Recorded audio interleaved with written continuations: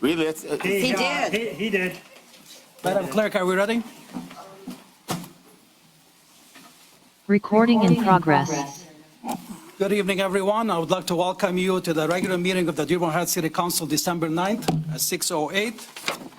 Madam Clerk, please take roll call. Hassan Ahmad. Present? Nancy Breyer. Here. Robert Constant. Here. Denise Malinowski Maxwell. Here. Ray Muscat. Here. Hassan Saab. Present. And Tom Wenzel. Here. Mr. Chair, you have a quorum. Thank you, Madam Clerk. Councilman Muscat, please lead us in the Pledge of Allegiance. I pledge allegiance to the flag of the United States of America and to the republic for which it stands, one nation, under God, indivisible, with liberty and justice for all. Council Chair.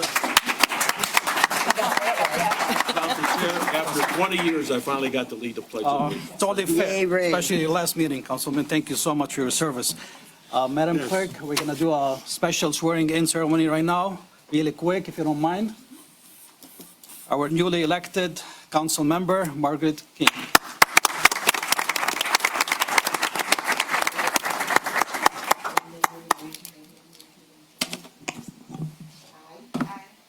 Margaret King, Do solemnly swear do solemnly swear that I will support the Constitution of the United States, that I will follow the Constitution of the United States, the Constitution of the State of Michigan, the Constitution of the State of Michigan, the Charter and ordinances the Charter and ordinances of the City of Dearborn of Heights, the City of Dearborn Heights, that I will faithfully perform the duties of and I will faithfully perform the duties of Dearborn Heights City Councilwoman Dearborn City Councilwoman for the and for the City of Dearborn and Heights, for the City of Dearborn Heights, County of Wayne, County of Wayne, State of Michigan, State of Michigan, according to the best of my ability. according to the best of my ability, so help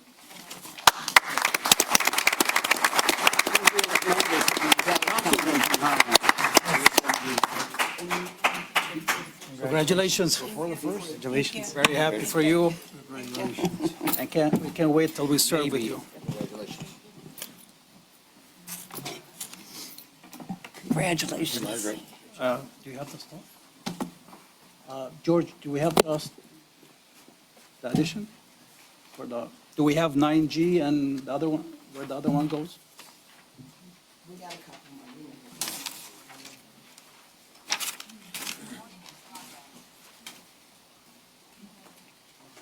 more. 9G is for Civic Plus, right? Is Director Cooper still here? I can talk on it if you need me to. I just need the name. Just Andy is going to need this. Was here. Okay. Here, give it to me. We need all this stuff. All right, moving on to agenda approval. Council Chair. Councilman Pro Tem Saab. I move that Dearborn Heights City Council approve the agenda for the regular minute of December 9, 2025 as submitted with the addition of item 13H. Second. No, hold on. He's not ready yet. Temporary food truck car license application, Couscous Cuisine Catering Inc. Also 9G, item from IT Director Cooper for Civic Plus. 9H, dispatch contract update. 11D, short-term rental ordinance. Correction.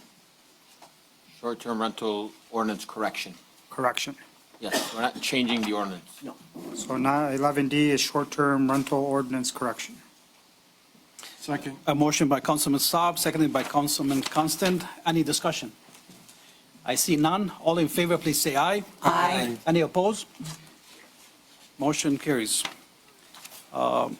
Moving on to approval of the minutes. Council Chair. Councilman Muscat. I move that the Dearborn Heights City Council approve the minutes for the regular meeting of November 25th, 2025, as outlined in 4A. Second. A motion by Councilman Muscat, seconded by Councilman Saab. Any discussion? I see none. All in favor, please say aye. Aye. Any opposed? The ayes have it. Motion carries. Moving on to 5, public hearing and public comment. You have 2 minutes. It's not going to be a debate. Please state everything you have to say, and once you sit down, we'll try to answer you. Please state your name, city, and street.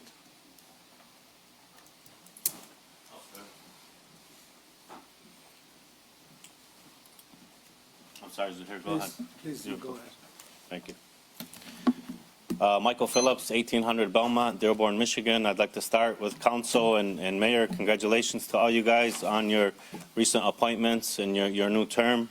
I want to talk about what's up for tonight, and that's awarding the bid for the real estate brokerage services to represent the city. About a year and a half ago, an RFP was put out by the city of Dearborn Heights, which was initially launched by a meeting with, at the time, engineer Deeb, who I attended that meeting, and he expressed that the city was looking for a brokerage that the city can trust as their fiduciary, as their right arm and their extension to handle what we believe is to be a bulk of properties owned by the city of Dearborn Heights. I am a person who considers Dearborn Heights one in my home. I have a lot of family that lives in this city. I'm a property owner. Nothing excites me more than to represent this city and protect this city in handling that transaction. I followed all the steps of the RFP. I submitted our proposal. Our proposal was awarded the best workflow of all the proposals. I then attended 3 subsequent meetings and answered questions about what our firm can do for the city and how we would represent the city, and did our part. For whatever reasons that may be, this kept getting swept to the side. I accepted that. I continue to work hard and to prepare my team, of which we have at KW Legacy 165 agents, a handful of which is ready and prepared to represent this city in handling swiftly, promptly, easily, and getting the sale of these properties gone so the city can recover these assets and move on. A quick recapture of what's in my proposal is we're looking to add residents to the city of Dearborn Heights. Any properties, the first responders, teachers, and veterans are going to get the first 10-day opportunity to buy these homes, and then it'll get opened up to the rest of the market. Thank you very much, Mr. Phillips. You're welcome. Thank you. Nice tie, by the way. Thank you. Next.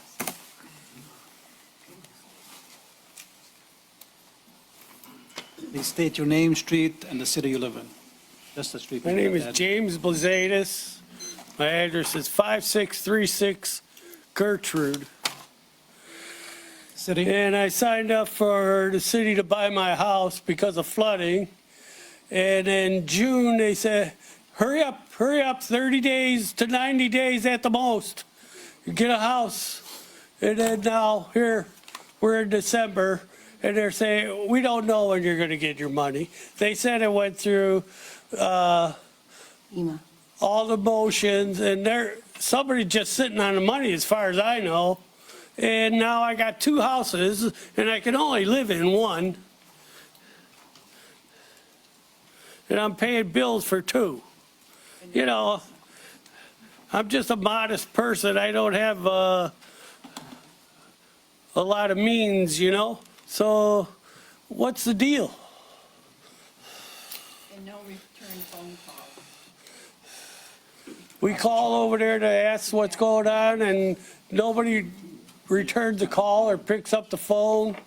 Yeah, we hurry up and rushed and bought a home so we'd be ready, and now what's the holdup? If you want, I'm sorry, sir. Just you can just address me. Are you all set? Are you done? I guess so, yeah. If you can just give your information to George, and I'll have somebody from the city reach out to you tomorrow for sure. Yeah, another time there. No, this time the mayor's I'll gonna reach get out to back you. with you. This is the mayor's gonna reach out to you. I just want to be I clear. come to the mayor's office twice. The new This mayor? is 6 years. It took 6 years, and then they come down in June and say, oh, it's going to be 30 to 90 days, 30 days, maybe Sir, 90. most likely we can't have an answer right now because he has to check at with the the end, and now department. Sir, I'm they're sorry. holding back. Just give your information if you don't mind, and your phone number. I'm gonna make sure somebody call you tomorrow for sure. You're gonna receive a call tomorrow. I need the money. There's one person that's got a balloon loan due the first of the year, and if they don't have that money, where are they going to be? They're going to be on the street I'm sorry. you're going because through this. people tell you something, and then now they're stuck. You know, it's not that we have unlimited funds. You know what I mean? I understand. Sorry about that, sir. Council Chair? Mayor, can you make sure you call tomorrow? I just want to be clear, I've only been the mayor for like 20 minutes, so this is the first we're hearing of this incident. But tomorrow you will hear from somebody from our team.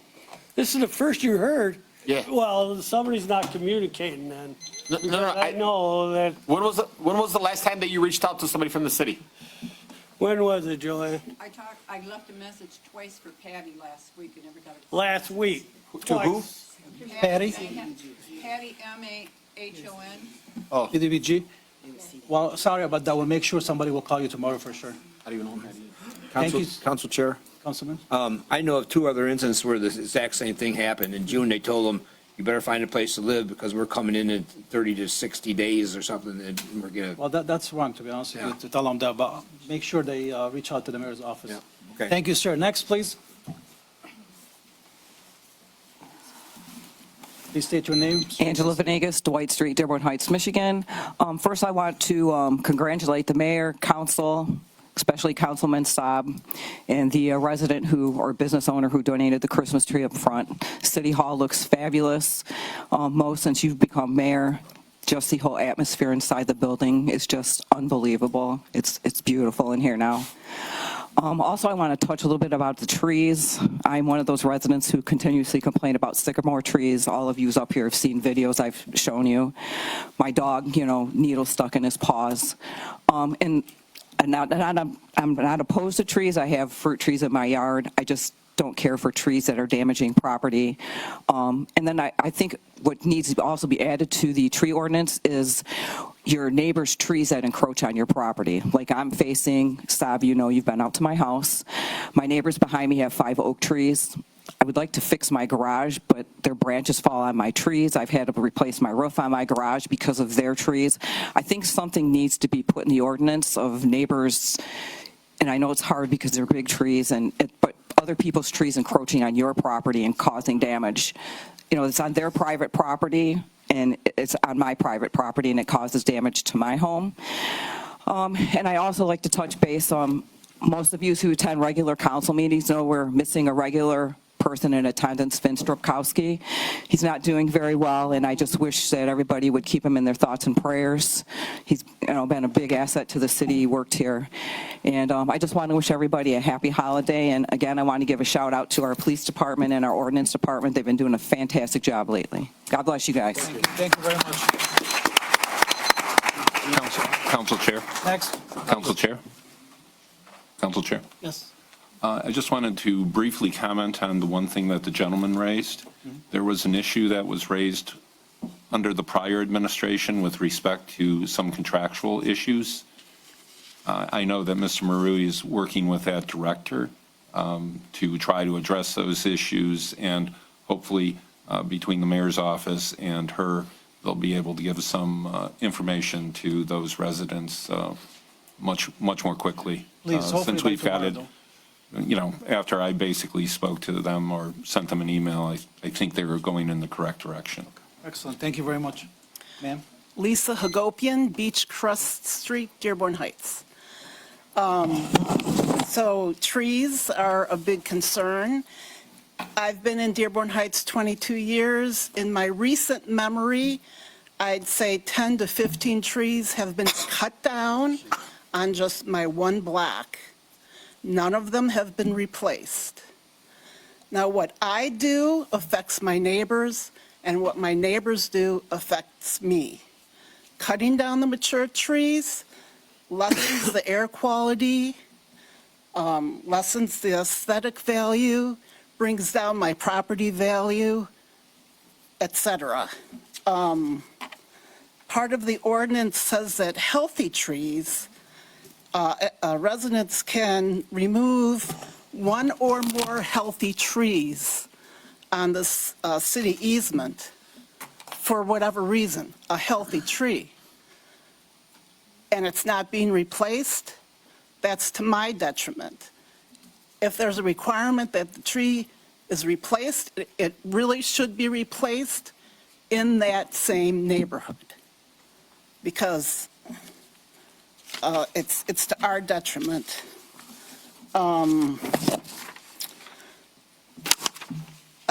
There's a site called iTree Tools. They get their data from USDA Forest Service. They're putting our tree canopy at 16.25%, and the recommended canopy is 40%. So we have some work to do. Also, a 10% increase in that canopy will add over $53,000 in tree benefits to the city.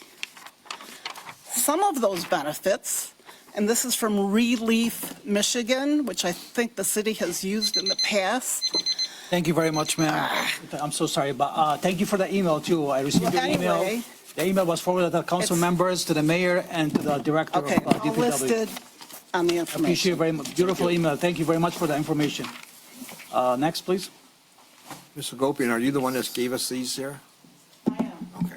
Thank you for that information. Good evening, Zuhair Abdulhaq. Good evening. About the trees.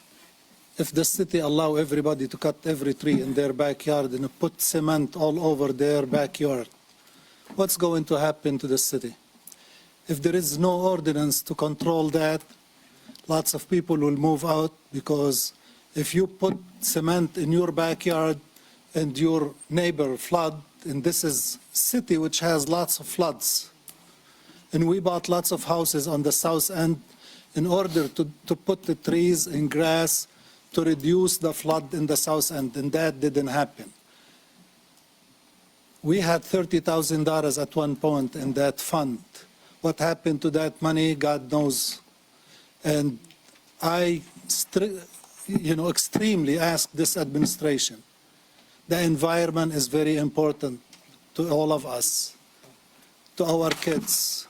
The green zones are very important. So we need to have strict rules about those trees. Second thing, about the properties which the city going to sell. Let's not forget that we promised we're going to do 2 houses or 3 houses for the veterans. We'll fix them for them and we'll give them to them for free. That is very important to recognize our veterans and to tell them thank you for your service. And I hope that we will have strict rules that when you buy something, you have to build on it within 1 year or 2 years, and not to be rented property. It should be house owner who will live in it and who will pay taxes in it, not someone who comes from Dubai to invest in our city, or God knows who is going to invest. So I hope this will be taken into account. Thank you. Thank you very much. Next. Please state your name, street only, and city you live in. Hassan Al-Haj Hassan, Fenton Street. Good afternoon, Honorable Mayor, Mr. Moby, and esteemed City Council. My name is Hassan Al-Haj Hassan. I'm a senior at Crestwood High School, and I'm a student in Mr. David Kaderka's AP Government class. We were tasked with finding something in our city that we believe needs improvement, and I wanted to bring up 2 traffic issues that I find very important that affect a lot of people across the community daily. First, on my way to school, around 6:35 in the morning, I passed the intersection of George and North Waverly, right across St. Hedwig Cemetery. Even though there's a stop sign there, the real problem is the parking. Cars park so close to the corner that I have to creep up, and it's very dangerous, that you can't see down the street at all. Every morning I have to inch forward into the road just to check if someone's coming. It's unsafe, and creating a small no parking zone near the corner would make that intersection much safer. The second issue is the area by Fenton Street near City Hall, off of Ford Road. That road gets a lot of traffic. People going to City Hall, the library, Star Academy, and the businesses around it. On the other side of Fenton, facing Warren, there's a traffic light. But on the Ford Road side, there isn't one, even though Ford is one of the busiest roads in our city. There have been multiple accidents there, and it can be really hard for drivers to turn in or out safely, especially during school hours. With how many students, families, and city staff use that intersection every day, a traffic light would organize the flow of cars and make sure that entire area is much safer and easier to navigate. It would work like the light off of Warren facing the golf course. These are both small changes that would have a real impact on the daily lives of a lot of people in Dearborn Heights. Thank you for your time, and thank you for everything you do for our community. Thank you. Thank you very much. Just a quick thing, Ford Road is a state road, and the mayor has been in contact with MDOT for several stuff, so hopefully we can have more solutions in the upcoming month. Thank you. Sir? Good evening, council, residents of Dearborn Heights. Speaking in regards to item number 7D. Just your name, street, and Oh. city, please. Ali Faiz, Rosemary Street, Dearborn Heights, Michigan. What's up? So regarding item number 7D, last it was on an agenda was back in February of 2025, which was last year. And to what was said, there was going to be an RFP put out for the title work that was being planned, as several council residents stressed that they didn't have knowledge or information on these properties, what properties were given, when they were accepted due to title issues. And I see that it was brought up on the agenda again to be bid on. And going back to our proposal, and just like Mike said, we'd be honored to represent the city. We're a different brokerage, but we've been in the city of Dearborn Heights for 21 years. I've been a resident of 29 years at Dearborn Heights. When it comes to these types of assets and the disposition of these types of assets, we've been doing it for 20 years at Real Estate One. There's only a handful of brokerages in the state that have the opportunity to work with HUD, VA, Fannie, Freddie. We've been qualified. We've done over 2,000 of these types of properties. So we are able to do this. We're able to do this at the highest level. We've never had any issues. And even this week, we reached out. Actually, I reached out when I seen it on the agenda to Councilman Hassan Saab and Mayor Beydoun regarding this issue and said, hey, what is it? What's the plan? They said, we're going to put the title work on the buyers. Going back to all the proposals, we were the one who suggested put the title work on the buyers because that's what we've done for years with VA, Fannie, Freddie, and HUD. So I appreciate all your time, and I hope the city makes the decision that's best for the city, that's going to save the city a lot of stress, and that gives it to the most qualified party. I appreciate you all. Thank you very much. Thank you. Go ahead.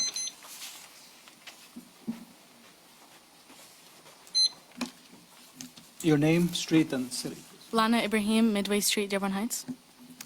Good evening, members of the council. My name is Lana Ibrahim, and I am a student at Crestwood High School and a member of the Crestwood chapter of the National Honor Society. Before I was inducted, I have always heard of the impact NHS students make in our community. Now, serving as vice president, I see it firsthand and even help organize many of these initiatives. Assisting with city elections, serving as student commissioners of the Dearborn Heights Watershed Commission, organizing food drives, and even assisting with the tree lighting ceremony happening this Friday are some of the many city events NHS partakes in. Our actions of service aren't for the purpose of receiving rewards or recognition, but rather to help us grow as leaders. For years, NHS members have impacted Dearborn Heights, contributing their time and energy for others. These experiences help students learn responsibility, leadership, and the importance of service. However, something stands in the way of our growing leaders: membership dues. To be an NHS member, students must pay $25. For some, this amount acts as a barrier that prevents them from joining NHS. It takes away from the opportunities they have to serve, to lead, and to make a real impact in our community. I respectfully ask the council to consider helping cover a portion of these membership dues. By doing so, you'd be investing in students who are already investing in Dearborn Heights, ensuring that every motivated young person has the chance to make a difference. Supporting us isn't just supporting a student organization, but it's supporting the very heart of our community. Thank you. Thank you very much.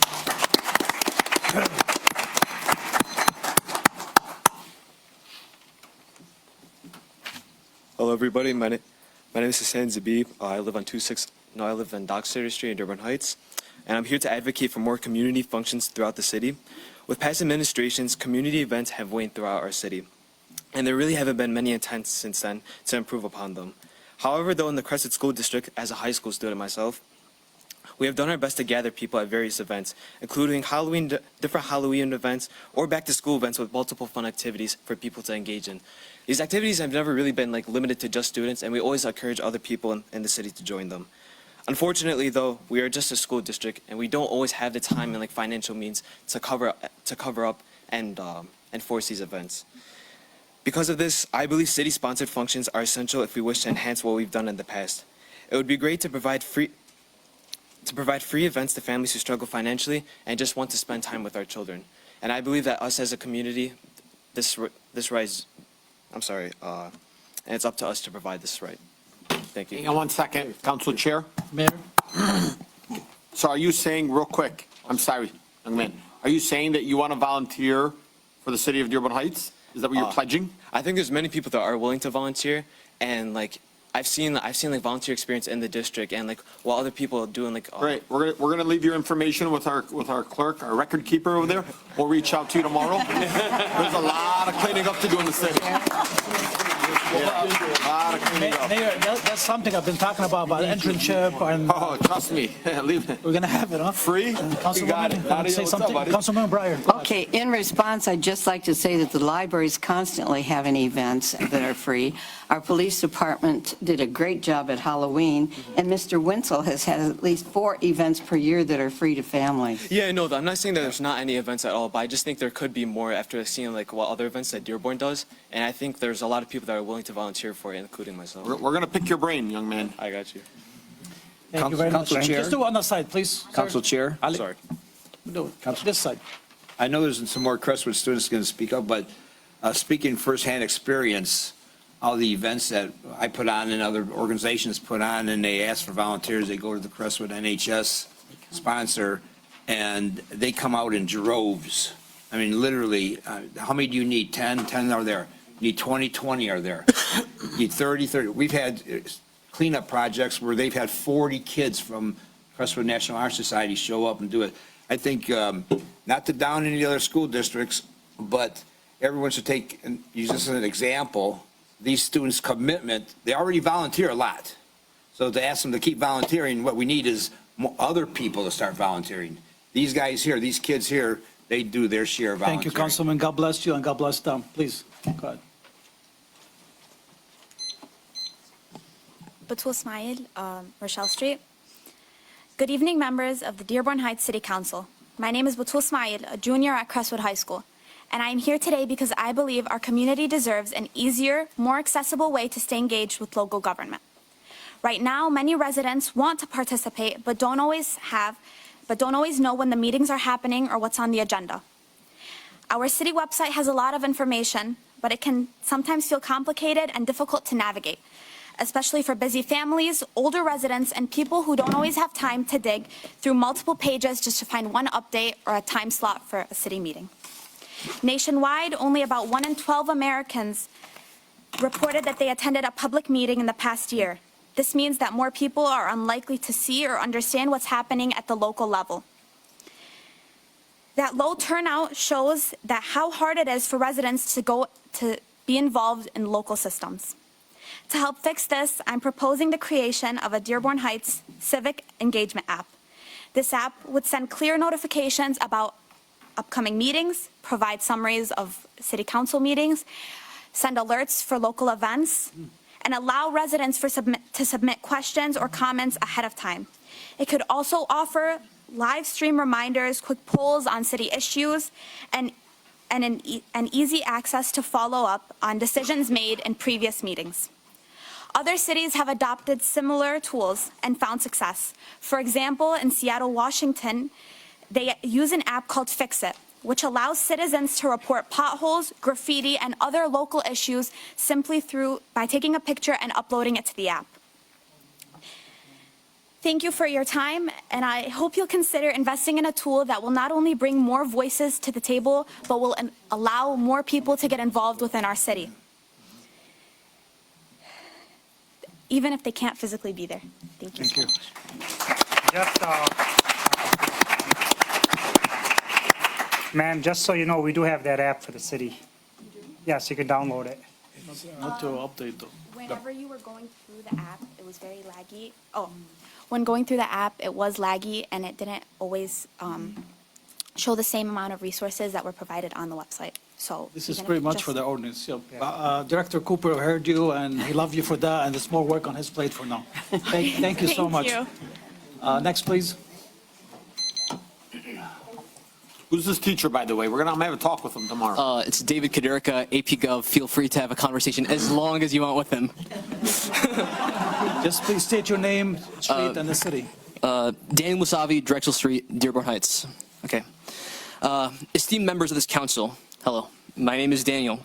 I'm a 17-year-old high schooler, and I've come here to speak about an increasingly important and exigent issue, something that a lot of the city's young people are or will have to deal with: housing costs.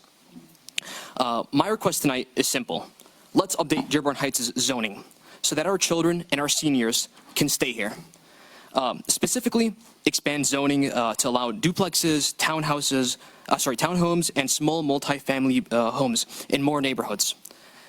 Reduce minimum lot sizes and open up underused commercial corridors to mixed-use housing. Go ahead. We are a city of about 62,000 people, with a median household income of just over $61,000 and a poverty rate above 20%. At the same time, the median value of an owner-occupied home has climbed to around $175,000. And nearly half of our renters across the region are spending more than a third of their income just to keep a roof over their head. A recent housing playbook for Dearborn and Dearborn Heights by the American Enterprise Institute estimates that we are short roughly 300 houses. It might sound small initially, but it's more than enough to squeeze prices and force people out of starter homes and into longer commutes. We could add hundreds of new homes a year while keeping prices down. Every year we fail to close this gap, housing costs rise faster than wages. So what I'm asking is really three things. Allow gentle density by right. Duplexes, triplexes, and townhomes and the like in residential districts. Reduce minimum lot sizes so builders can offer smaller, more attainable housing. Thank you very much. Thank you very much. It happens that you start talking and the chair of the planning commission just walked in, so he heard whatever you said. He's on it. Thank you very much. Yeah.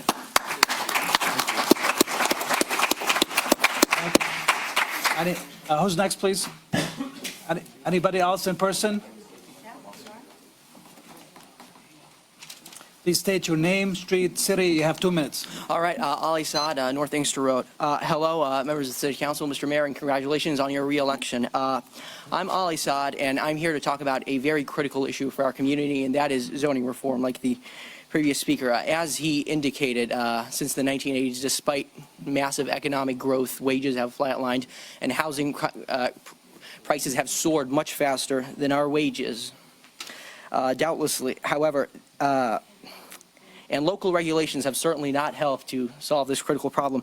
Doubtlessly, the most hated 2 words in the United States are April the 15th. Nobody likes higher rates, but I believe that there is a different way in order to ensure better housing and generally speaking, lower costs for people, and that is to allow, as he said, more duplexes to be built, more townhouses, more triplexes. That will not only allow more people to move in, that will increase the tax base. In fact, a study by the Harvard Joint Center for Housing Studies found that multifamily housing in the same plot of land with the same value gives 25% more tax revenues than single-family housing. That's 25% more money to disappear into the tree fund. So surely that's something to think about. It'll be very beneficial for our community. It'll allow more people to move in. It'll allow more economic growth. And thank you for your consideration. Thank you for everything you do. And thank you very much. Thank you. Housing, that's music to my ears, especially there's so many realtors right now in attendance. Please state your name, street, and city. You have 2 minutes. Nadia Berry. No, I don't live in Dearborn Heights, but I'd like to come back to Dearborn Heights after hearing Mike speak tonight. First of all, I want to congratulate you guys and congratulate the city on the amazing job and to see the harmony and how everybody's getting along together. You guys look great together. I'm sorry, we still need the street and the city you live in. Livonia, Renwick Street. The second thing is what Mike was talking about earlier. That was being talked about before I moved out of the city. And I have to say that if you want somebody with integrity, with honesty, with one that gives back to the city, there's never been a time where I've called Mike to ask him for anything that has to do with needs of students or children or anything where he hasn't given back. So make sure, please, that you consider who will give back to this community. Okay? Thank you very much. Please state your name, street, and city you live in. Randy Harani, Gulfview, Dearborn Heights. I work with Michael Phillips. I used to own a brokerage that specifically specialized in foreclosures. I was one of only 5 brokers who was approved to sell for Fannie Mae directly. I've sold over 1,000 properties for Fannie Mae. These type of sales are my bread and butter. I'm part of the leadership team at KW Legacy, and I can tell you we have all the tools and resources to make sure Michael more than delivers on what he's promised the city. So I Thank you just very want to much. make sure we state that we have all the resources. Appreciate you, sir. Thank you. Next. Please state your name, street, city you live in. My name is Ahmed Hashim. I live on Timber Trail. Also, I'm co-owner of Hashim's Meat Market. I'd like to acknowledge KW Dearborn. We've worked together with them. We've helped the residents. We've done food drives with them. I learned firsthand from them that, especially Michael Phillips, broker of KW, he loves the city. He loves the people. He loves giving back. It's never about him. So I've learned that, and I just came in here to kind of represent what kind of man he is. Thank you very much. No problem. Please state your name, street, city you live in. You have 2 minutes. Nathan Sowers at Andover Drive, Dearborn Heights. I want to talk about a little bit about the problem that I've been seeing and hearing about, especially on Facebook, is we're starting to see a number of people that are complaining about extremely high water bills. I'm one of them. And there's someone that I've actually talked to quite a bit, and she recently, not recently, but the past two bills, her bill's up to like over $3,000. That's insane. I personally have a halfway decent record right here of the amount of water that I use since I've been here since 2001, and never have I ever had a bill higher and actually use the water than like $250. That's even with the pool. And now I'm seeing $400 to $700. And I know that a lot of people here know that when you receive a letter from the city, they say you need to look for leaks. Well, I look for leaks, and guess what? I don't have any. And I actually have timestamps of pictures and also written it down almost to the T every single day at the same time of what our water usage has been. And right now we're probably close to like 14 units. We are scared to death to see what our bill is going to look like. And I know right now there's at least 25 people that are willing to stand up and say enough's enough. But a lot of these families here, even if they could afford it, it's wrong. And I just want the help from the city council to find out what's going on and get down to the bottom of it. Thank you very much. First, give your information to Secretary, please. We'll have somebody call you tomorrow. Another thing, our honorable mayor just started a department called Water Billing Department with the director that he's going to look into all this stuff. Third, many people, again, estimate bills for the past few years. So that's why now they're seeing higher bills with an accurate, Can you find out, did you get a new meter yet? Yes, I got a new meter. I actually had, your guys came out, and I was there that day. He did replace the remote box. He took it off the house and put a new one on the meter itself. And I do this type of stuff for a living. I know how calibration works. I know how flow works and everything else. So and he agreed with me. He goes, I'm telling you right now, if you had a leak, that little red dial would be moving, and it was still as water. No, understood, sir. Thank you very much. Mayor, please go to the chair. Next, please. How you doing, ladies and gentlemen of the council? My name is Antonio Ventura. I am a former Dearborn Heights resident. Been working I'm with sorry, Michael. did you state your street and city? I used to live on Richardson Street. No, where do you live right now? Livonia, Michigan. Street? Just a street. Granada. Thank you. Go ahead. I've worked with Michael Phillips for the last 8 years. He's an amazing broker. He does a lot of training for us. We have a strong representation from our brokerage. I can tell you right now, if you're looking for integrity, honesty, and somebody who gives back to the community, then look no further than Michael Phillips. We will handle that account with pristine and what you guys expect from us. Okay? Thank you. Thank you very much.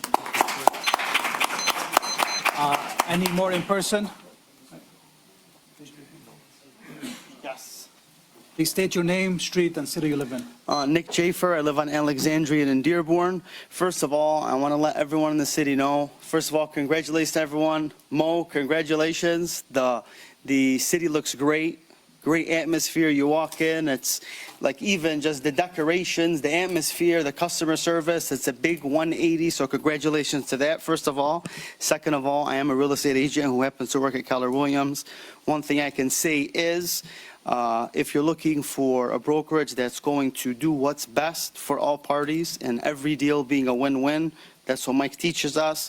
That's really our motto, win-win or no deal. So with that being said, in the event that you're looking for a brokerage that's going to handle all transactions and everyone's going to be treated fairly and the right thing is going to be done, then look no further than Keller Williams. Thank you very much. Thank you. Please, go ahead. Tom Wetzel, 2 Lane Street, Dearborn Heights. Real quickly, I want to thank all the students that showed up tonight.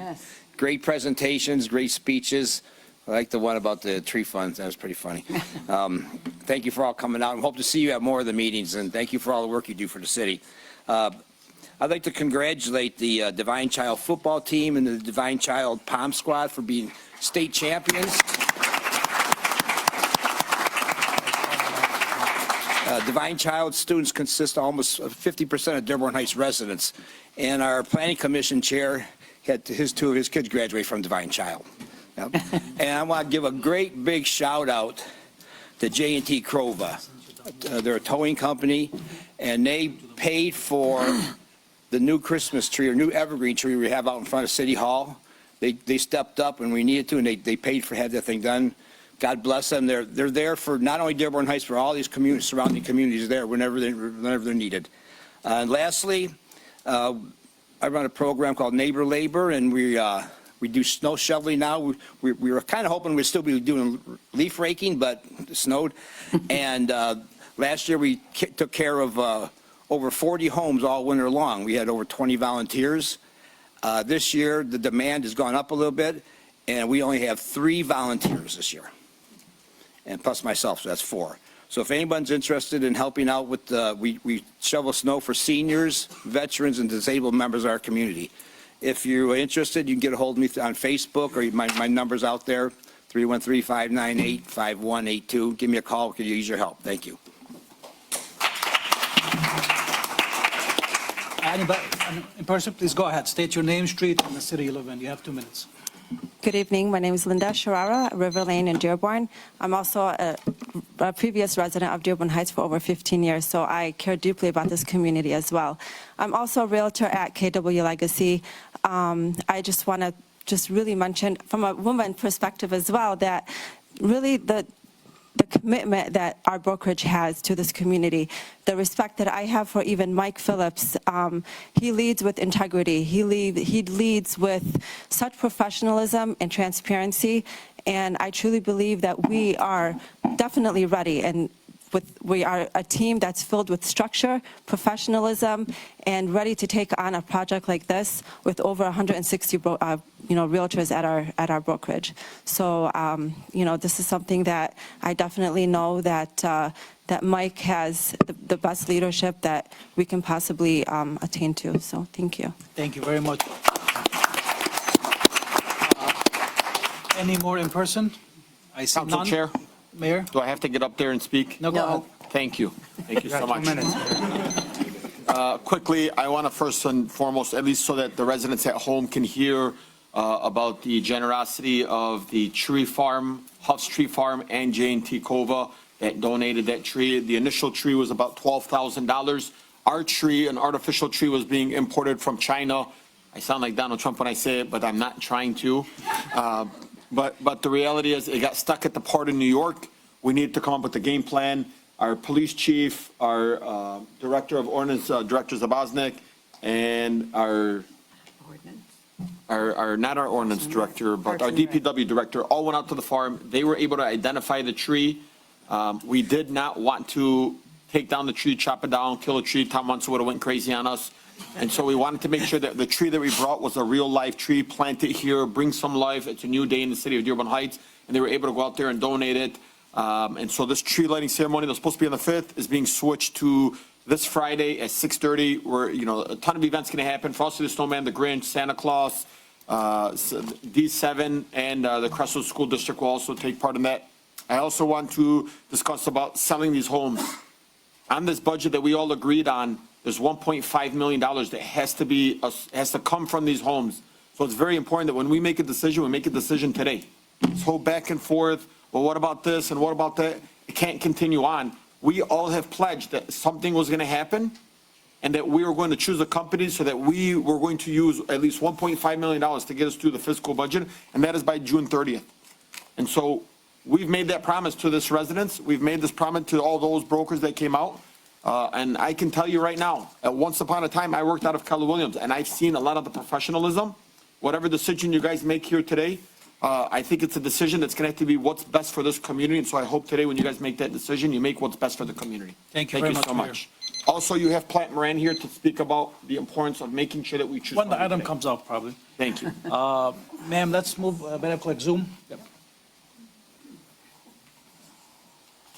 Please state your name, street, city you live in. You have 2 minutes.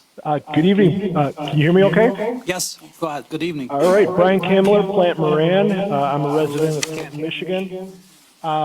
Mayor, council members, thank you very, very much for the chance to speak this evening. As the mayor alluded to, the city's financial position is serious. The corporate fund is under real strain, and as he mentioned, your budget includes $1.5 million for the sale of various properties, and you are banking on getting that money. And so it is imperative that a realtor, whoever, gets selected and this process continues to move forward as expeditiously as possible. So whatever has to happen, please look at it through that lens and push it forward. In terms of the new departments and/or positions, specifically the grant writer, if that role is structured so it pays for itself and then some, that's not an expense. That's an investment. And because this person will likely write grants for the Water and Sewer Fund and other funds other than the corporate fund, the cost does not have to entirely hit the corporate fund. We can spread that cost across all of the funds that benefit from that person or that department.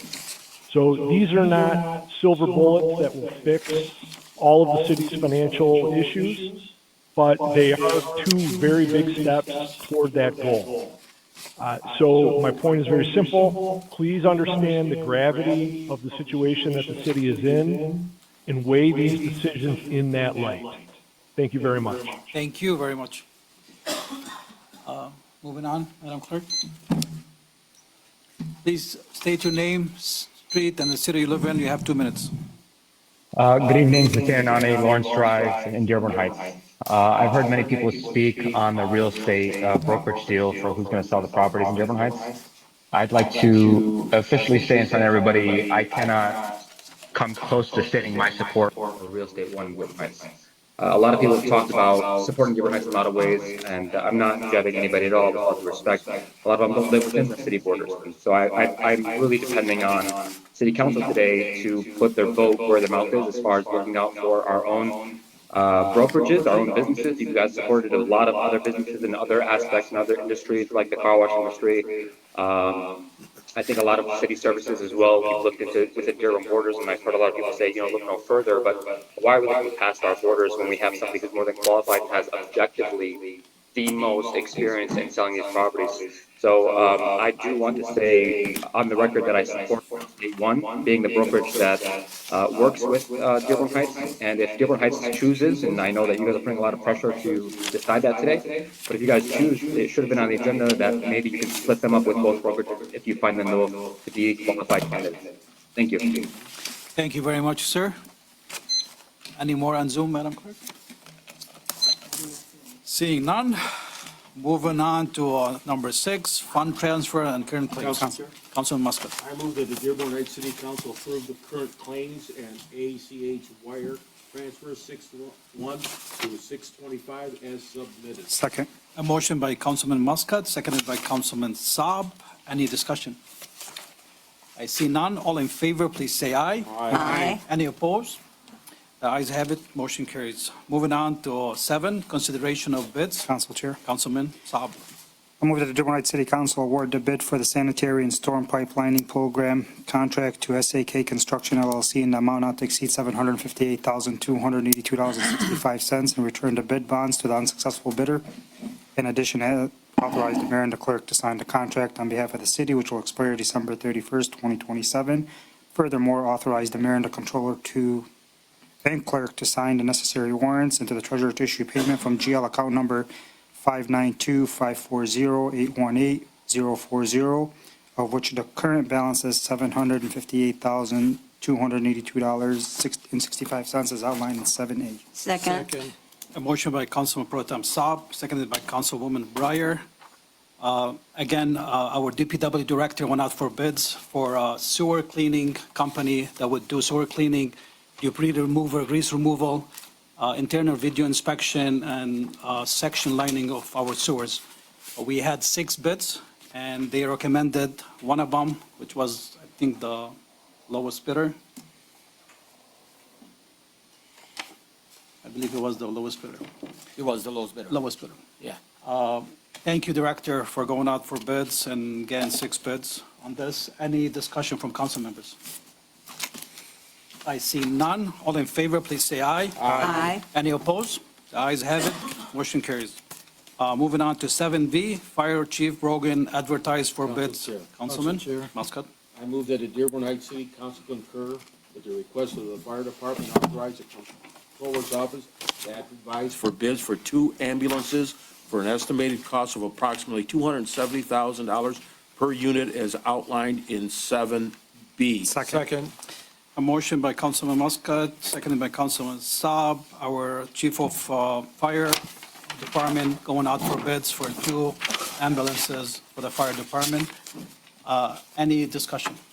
Council Chair, Mayor? I want you to realize the process that's taking place here today. We are following the right, proper policy procedure. Before we're even going out for bid, we're bringing it to you guys, letting you know that we are going out for bid, and then we're going to go out for bid. So we're not just going out for bid and then telling you, hey, we went out for bid and never had that discussion with you guys. Thank you very much, Mayor, for doing so. Any more discussion from council members? Council Chair, Councilwoman? if I read our packet correctly, he's also not in any hurry because it's going to take a while to build these. 18-month build. Let's give our fire chief a round of applause. Oh, you get me.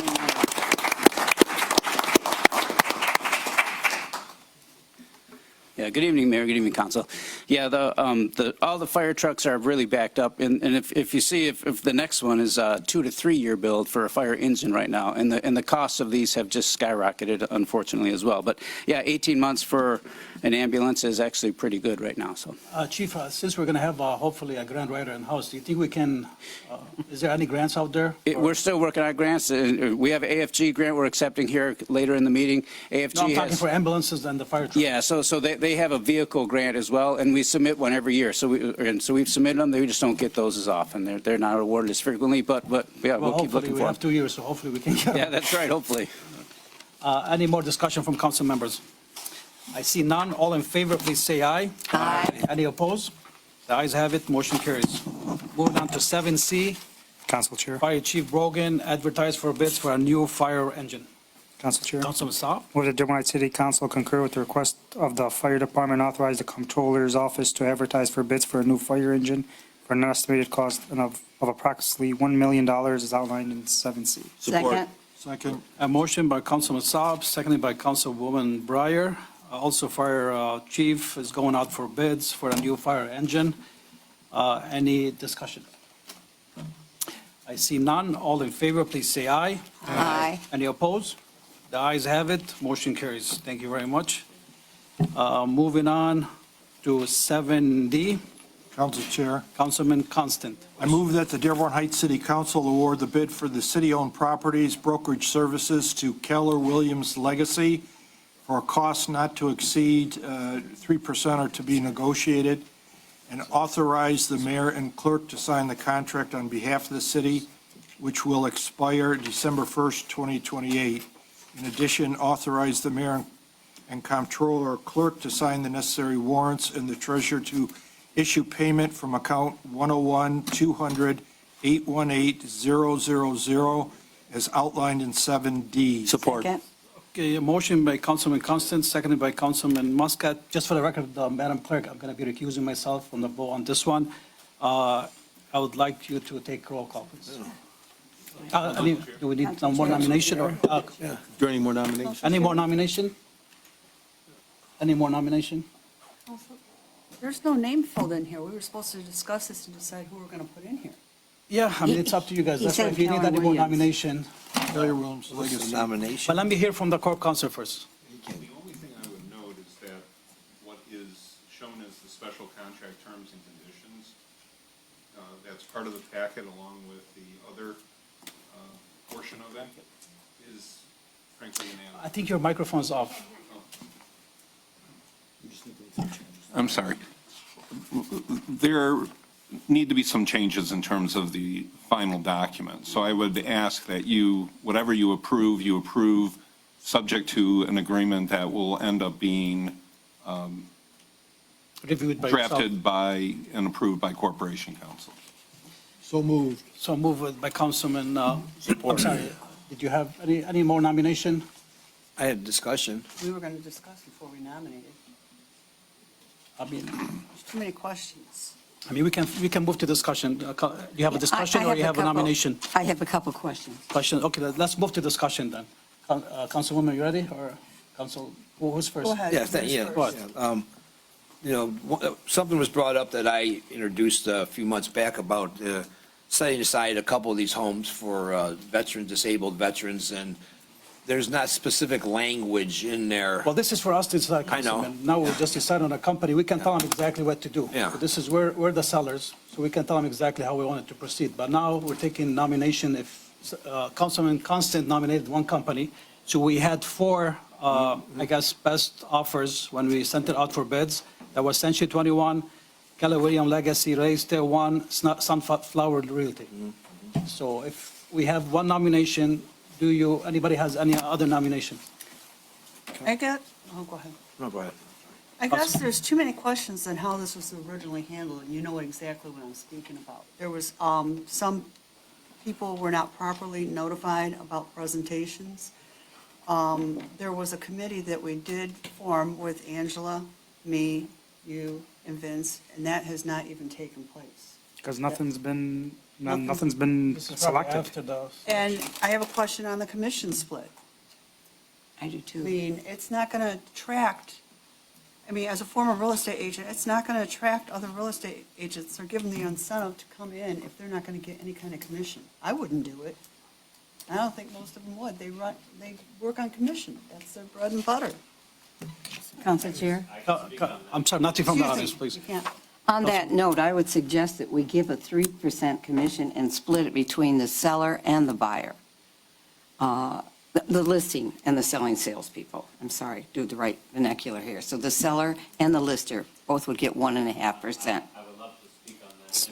Sorry, just No. 1 second. Any more discussion from anybody else? And I do have one other thing. Sure, go ahead. In the packet, it says that your license expired in October. The last time? All right, so So it's been renewed. all right. Councilman? Thank you. Okay, Go thank ahead. you. So I'm going through the tally sheet here that we have in our backup. So I do agree that the commission does need to be split by both parties. It's the only way that you would get homes from other brokerages to see homes, because nobody's going to work for free. Yeah. And we don't want the city to work for free. I'm sorry. We're at I'll give you, let the council discuss this right now, please.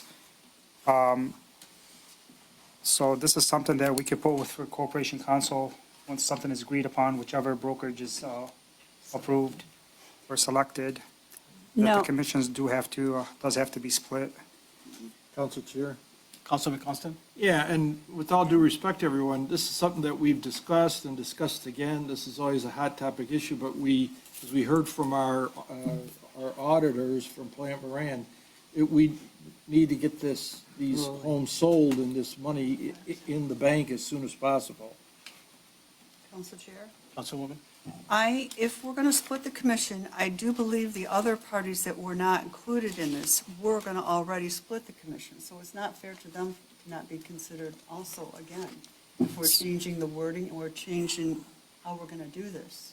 Council Chair. I mean, it's not fair to just say, okay, now we're going to change it, and they were already going to do it. Council Chair. Councilman? Nobody, even if people that were misinformed, were given an opportunity for a second study session to come in and present their presentation. Everybody that came forward did put a presentation forward. Everybody came, presented everything to the city. There was nobody left out. Council Chair? Councilman? My understanding of this, and I was in presence when that meeting was being done, and I've studied this. My understanding is we're just supposed to pick someone. Right. And then Corporation Council is going to kind of help us go through this and make sure all the language is correct, that the monies are going to be properly distributed, and all the fine details be worked out after we pick out someone. And I'm assuming that's going to come back to the council, correct? It can either come back to the council, or you could end up approving it and authorize basically the form of agreement, which the price term would be, at this time, 3%. Would Yes. end up being the commission? Yes. If you wanted to come back to you, I you would think could end up that's- approving it subject to it coming back. For transparency reasons, I think coming back to the council for final approval would be ideal, but I think it's imperative that we get the ball rolling tonight. Yes. So, Mr. Mayor, how do you recommend we proceed? So we have a motion on the table right now. And, I don't know, council members, some of you guys said you need, If somebody else wants to nominate someone else, that's fine. well, Council Chair. nomination or, and you mentioned something, go ahead, Councilman. Well, I was impressed by the references for Keller Williams, the owner, the brokers here today. And again, it's never a perfect world, but we have to act, we have to get going on it. Okay. Any more comments? Council Chair? Councilman? Just for the audience and people at home, can you tell us how many properties that we own that we're going to give these companies to sell? And we're trying to make $1.5 million off these properties, correct? That's our goal, at least, the minimum. How many properties are there? From what I checked, and I think Mahdi showed me, today there's about 60, 70 properties. 60 or 70? Of those 60, 70 of them, 30 of them are vacant land. So it's not really like this huge number that everybody's anticipating that you think, but at the end of the day, kind of like what Brian said, we have to move fast on this. We don't have another meeting in December. The holidays are in January. This is a long process. So you guys have a motion here. I think you guys need to act and you need to move on this motion. I know this is a sensitive topic. Everybody gets sensitive when this gets brought up, but I think you guys all need to act and move on. I agree, Council Chair. You're all elected to make tough decisions. Council Chair. Go ahead, Councilman. Mr. Constant, if you can amend your motion to let it reflect that this goes back to Corporation Council to update the contract, the commission split, and the terms that were agreed on with his presentation. Do they agree with that, though? We didn't ask that. Further, that it be referred to our Corporation Council to finalize the terms of the agreement, the commission for buyer and seller's broker. Okay. Does that work, Council? Is the commission split agreeable, and do I have a clear direction with regard to that? That's the type of thing that I don't feel comfortable telling you what it should end up being. In order for the That's something contract you've got to tell me. in order for this contract to move through, it would have to be split. Okay, Nobody's so gonna would work it for be free. 1.5? Yes. Okay. Okay. Is that agreeable to Keller Williams? There's legal ramifications that I would like to address on why. You can have that. As the seller being the city of Dearborn Heights, there's legal issues that came about within our lawsuit settlement. Go up to the microphone. No. I'm not gonna. Just hold on. No, These No. are So- irrelevant. no. So No, let him talk. Okay, go ahead. there's serious legal ramifications of any fiduciary or real estate broker being contacted for the hire of a sale where I pre-negotiate against my own client any commission that's going to be paid potentially to a buyer. The way that we handle these transactions these days, this change happened about a year and a half ago. And when it first took place, I was 26 years in the business. Hey, I don't like this. And then when I dove into it deeper and I started learning about it, I said, if my seller is hiring me to sell an asset, I'm going to tell the seller, this is my commission for representing you, for marketing, for providing our services. And then we're going to put the onus on whomever's representing the buyer to say, hey, you have a client for this property. This is our asking price. And if you would like my client to pay you, you're going to need to negotiate that. I'm not going to negotiate on behalf of my client against somebody. So I'm not saying that we won't pay a buyer's agent. By all means, if they give us a great offer, we would love to pay them. Now you, as my client seller, can say, hey, Mike, thank you for that, but we want to pre-offer it out on your own free will.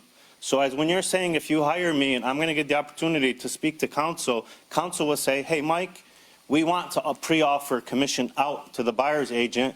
We want to negotiate with you what the total commission is going to be, what your split will be, and what we're going to give out to the buyer agent. By all means, I would love to have that conversation. That's exactly what's happening. Yeah, I have to step to the table with my client, which is the city of Dearborn Heights, saying, Mike, we want to hire you. I'm going to protect you first and foremost. I'm not going to pre-negotiate commission out. And that's the way that the business is handled today and has been for the past year and a half. Council Chair. Thank you very much, That Mr. makes Phillips. sense. Thank You're you very welcome. much. Counsel? Yes, sir.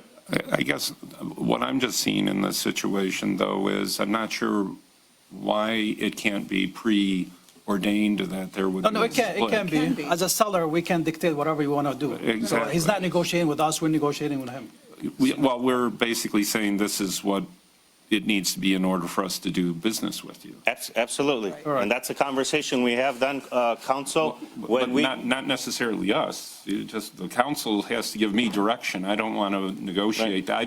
They can authorize me, but, I don't feel comfortable negotiating this price term. I feel perfectly fine negotiating anything about language in the agreement. Price term, that should be decided by the council. Thank you, Mr. Phillips. Recommendation, real quick, Council Chair. Yes.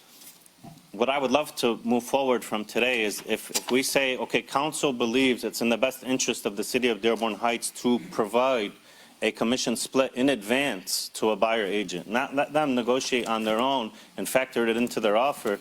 In advance, we'd like to offer it out, then that's a conversation I would love to have with you guys moving forward. I think what's imperative tonight is we make a decision of who are we going to be talking to.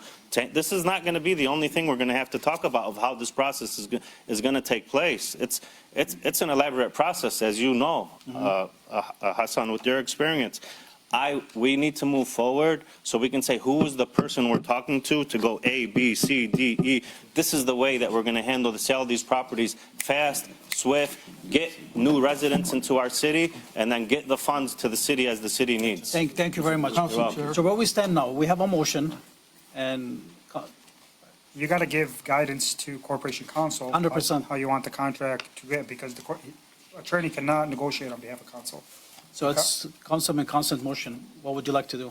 Yeah, I understand what Mr. Phillips says. He doesn't want to preordain. So for every somebody's just becomes licensed 2 weeks, and they bring a buyer and they get, a preordained commission, so a lot of this will be with the broker's discretion.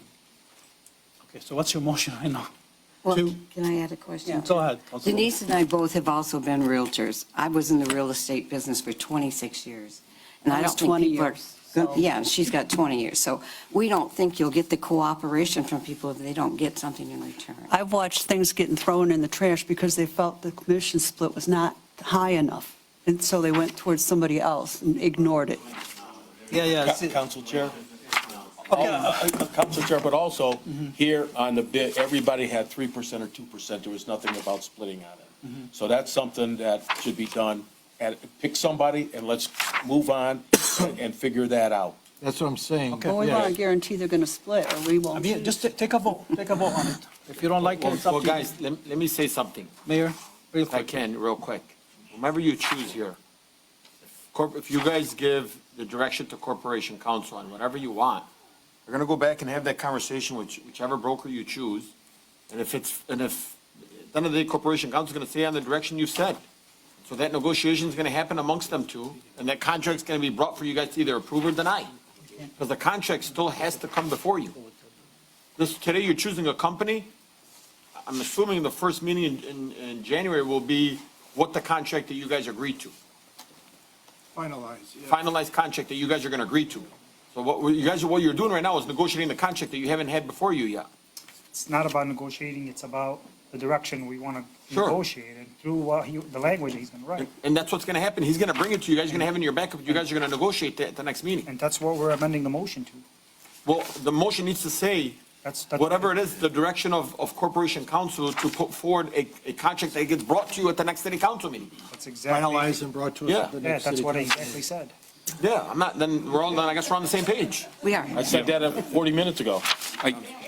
Okay, go ahead. I Last comment. guess, I guess where I am with regard to this is I'm taking it that the direction will be a 1.5 split. There's not going to, I'm not looking at this as negotiating much. I'm taking it as you're telling me, and I'm going to end up doing what you've told me.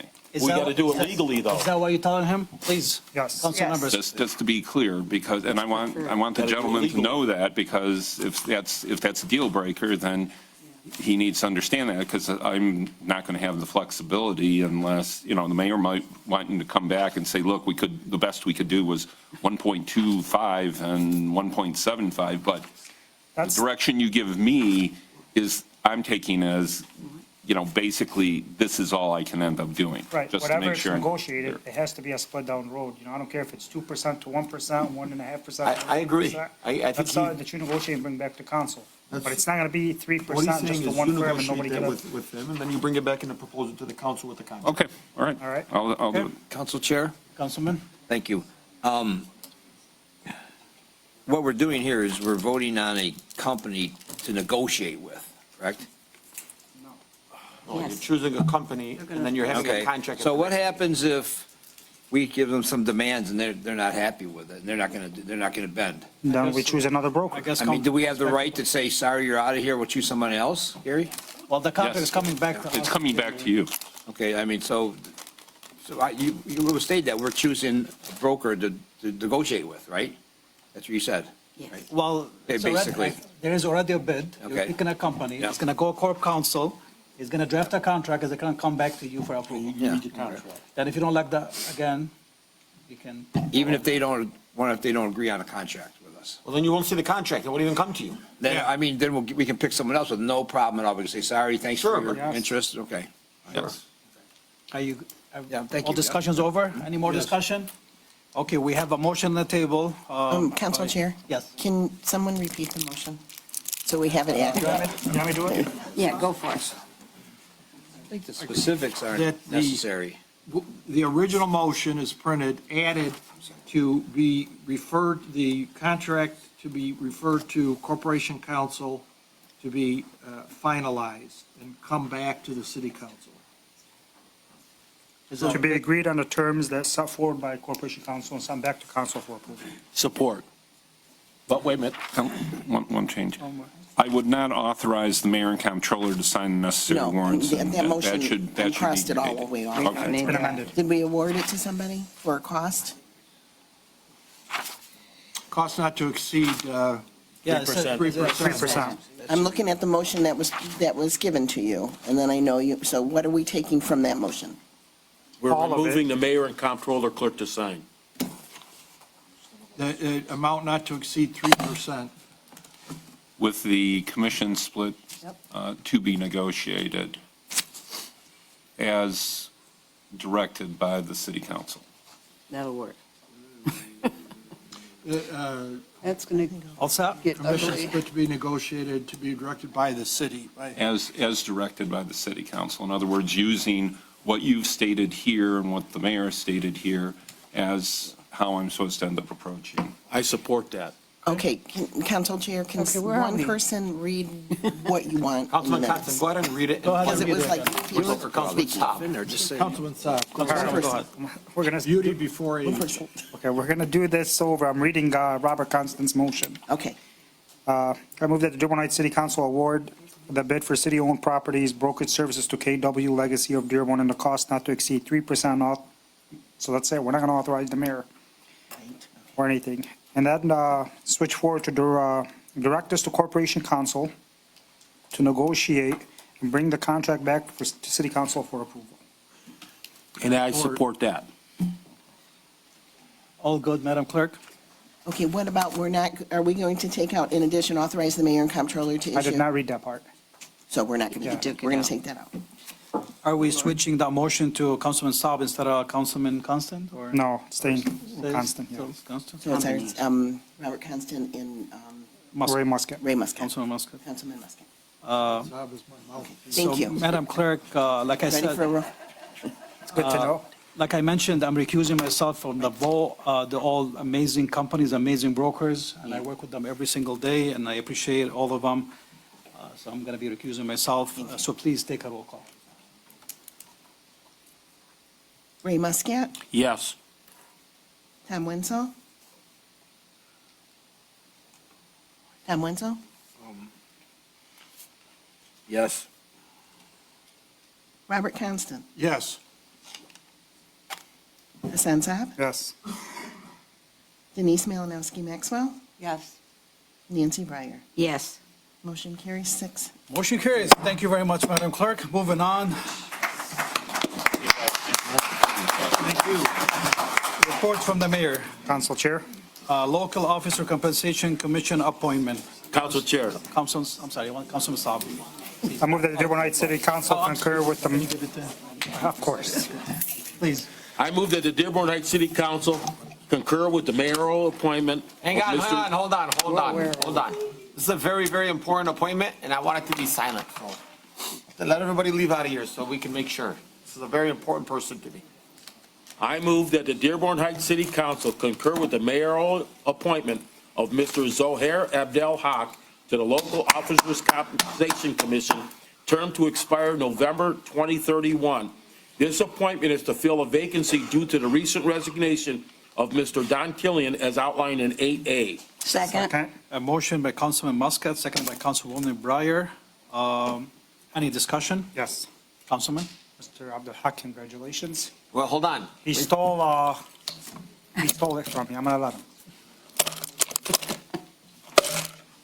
And That's it? Council Chair, Mayor? when I had to make this appointment, it was. Chief, can you shut the door, please? When we had to make this appointment, I was excited to choose Mr. Abdul Haq for one of his very many future appointments to the city of Dearborn Heights. He's still. I want you to know that this is an individual that doesn't get enough recognition. And so today, I'm going to tilt my hat over to you, Mr. Abdul Haq. He has not missed a city council meeting since I've been here in 4.5 years. But even when we were younger children, and I used to hang out at his home, hanging out with his sons Samir and Jamal, and play Tony Hawk on the PlayStation, he would leave, and his tone was the same. His demeanor has always been the same. This is a man that hasn't changed much. I think he ultimately cares for what's best. And so, Zohair, I'm glad that you accept this. I hope the council approves you unanimously. If not, well, I guess they don't, but the good news is, I think you are tonight, and I appreciate you, and I thank you for all your services to the great city of Dearborn Heights. Council Chair. Thank you very much, Mayor. Councilman? Council Chair. Councilman, go ahead. Quickly, I agree with the mayor. I think I want to forewarn everyone, in my opinion, former councilman Zohair Abdul Haq is a very frugal man and not one to want to see the city government or any government spend a lot of money. So be forewarned. Council Chair, just one word. Go ahead, Councilman. I don't believe there's a man I respect more next to my dad than Mr. Zohair Abdel Haq. I said that publicly, and I keep on saying it. The man and I don't see eye to eye on every single thing, but I sure can go to him anytime I have problems, and he's there to listen to me. And I say, God bless you and your family, and thank you for being my friend. Thank you, Councilman. Also, I want to echo what everybody said. You're an asset to the city. Thank you for all the stuff that you do. I do want to thank Chief of Staff for sending us information about you, even though you are well-known to everybody here. And I do want to thank you to all the services you've done. I know you've been appointed as a councilman for a couple of times. You served as a treasurer for 6 months, and the list goes on. So thank you for all the stuff, and you've been a long-term advocate for the city of Dearborn Heights and its residents.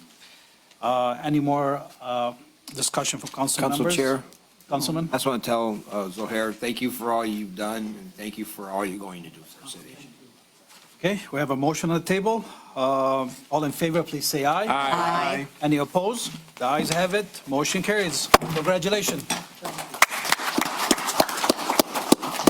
Moving on to 8B, Tifa and Brownfield Redevelopment Authority reappointments and appointment. Council Chair. I'm sorry, man. This is an individual that I love dearly. Mayor, you want to leave it for discussion, please? Let's make a motion first. Do we have a motion? Council Chair. Councilwoman? I'll make a motion that the Dearborn Heights City Council concur with the reappointment of Ms. Rachel Felice, Mr. Timmy Emery, and Ms. Tanya Sterlini to both the Tax Increment Finance Authority and Brownfield Redevelopment Authority boards, terms to expire December of 2029. In addition, concur with the appointment of Ms. Rose Trepepi to both the Tax Increment Finance Authority and Brownfield boards, term to expire in December of 2026. This appointment is to serve the remainder of the term left vacant by the late Mr. William Davis, as outlined in 8B. Support. A motion by Councilman Breyer, seconded by Councilman Muscat. Discussion. Council Chair. Mayor? As you know, it's no secret, I have an abundant amount of love for Rose Trepepi. She is the individual that has fought for the city many, many years and has been friends with a lot of mayors in the city. In the past, she was on this commission. I won't get into the weeds as to why she was removed, but now that I'm the mayor, I'd like to add her back. And so she was excited. I think the board's a bit afraid, but the good news is, hopefully under you guys here, we'll be able to have Rose Trepepi back on that. Thank you, Mayor. Any more discussion from council members? I also would like to thank Rose for accepting this appointment, along with Ms. Rachel Phyllis and Mr. Tim Emery and Ms. Taiwana Sterlini. I do appreciate their efforts and dedication to the city. Like Mayor said, Rose, Ms. Trepepi, she's a long life resident of the city. She's been an advocate in all levels. She served in the UAW for a long time and served the city very much and well. We have a motion on the table. All in favor, please say aye. Aye. Aye. Any opposed? I see none. The ayes have it. Motion carries. Congratulations. Moving on to 8C, disposal of equipment cabinet. Council Chair. Councilman? I move that the Dearborn Heights City Council approve the disposal of a curio cabinet from the mayor's office as outlined in 8C. Second. A motion by Councilman Muscat, seconded by Councilman Constant. Any discussion? Council Chair. Councilwoman? What is the condition of the curio cabinet? Because if I remember correctly, it was in good condition. Did something happen to it? Well, thank you for that. It's really, really old. The glass in there is not as up to date. It's been since Ruth Canfield, if I'm not mistaken. This was Right. from her. And so I just no longer want it in the office.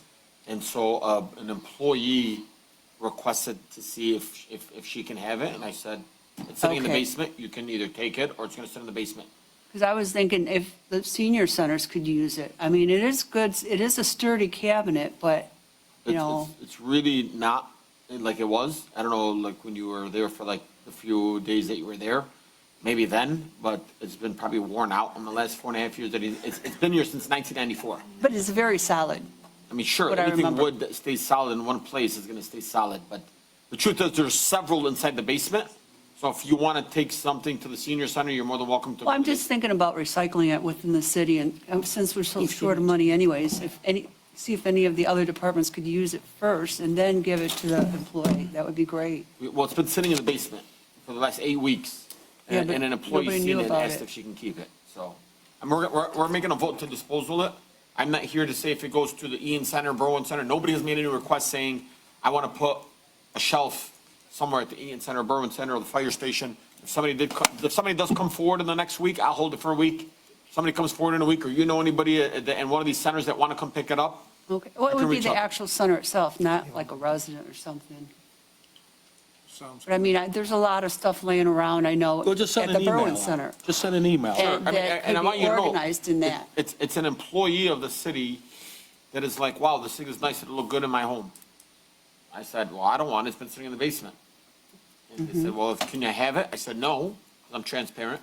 I said, I have to bring it before the council. Sure. Thank you, Mayor. Thank you for doing that. So we have a motion on the table. All in favor, please say aye. Aye. Any opposed? Ayes have it, motion carries. Moving on to 9, reports from city officials. Council, 9A, City Clerk Senior Annual Publication. Council Councilman? Chair. I move that the Dearborn Heights City Council authorize the annual publication of the amended notice of meetings as required under Public Act Number 268, Public Act Number 9, Act of 1976, with the amended notices of meetings to be published Wednesday, December 10, 2025, as outlined in 9A. Act Second.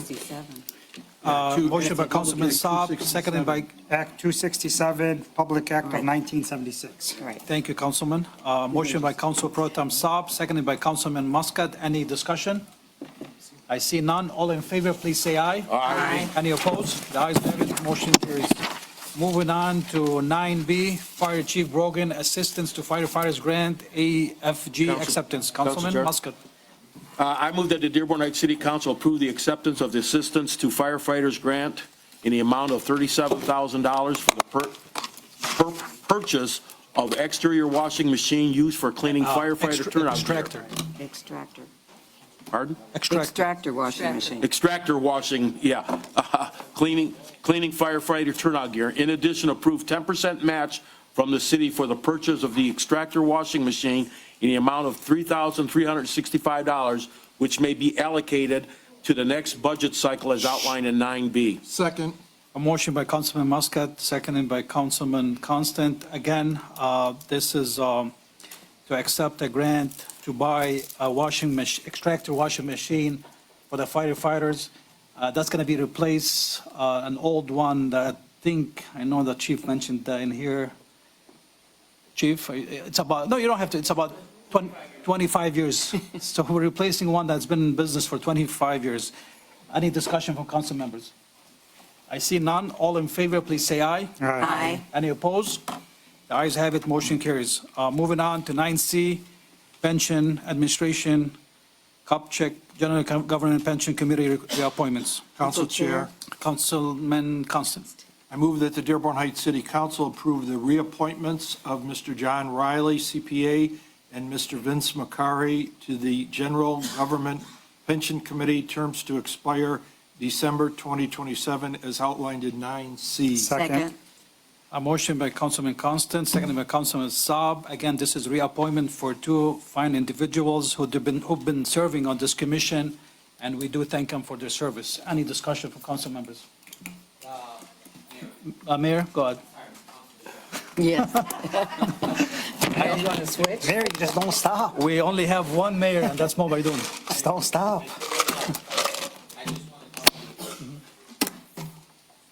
I just want to say, since I've been talking about all the other appointments, I don't want John Riley to think I don't love him and everybody else that we're appointing today. I want you to know, 2 fine young men. However, I've made it clear that every position needs to come forward for a renewal and approved by you guys, regardless if we love them or not. And so that's why this is before you. Thank you for the transparency, Mayor. Transparency. God bless you. Any more discussion from council members? Council Chair, Councilman? can we just get all the appointment advance right now so you can make a comment, so it's not delaying us a couple hours in the future? Okay, let's, approve that. I'll second I do too. all in favor, please say aye. Aye. Any opposed? The ayes have it, motion carries. Thank you. Moving on to 9D, Council Chair, Planning Commission recommendation rezoning of 33019, 0366, 0061, 003 Outer Drive from R1 to RM. Councilman Saab? I move the Dearborn Heights City Council approve the rezoning of Outer Drive parcel number 33-019-03-0061-003 from R1 to RM as outlined in 9D. Support.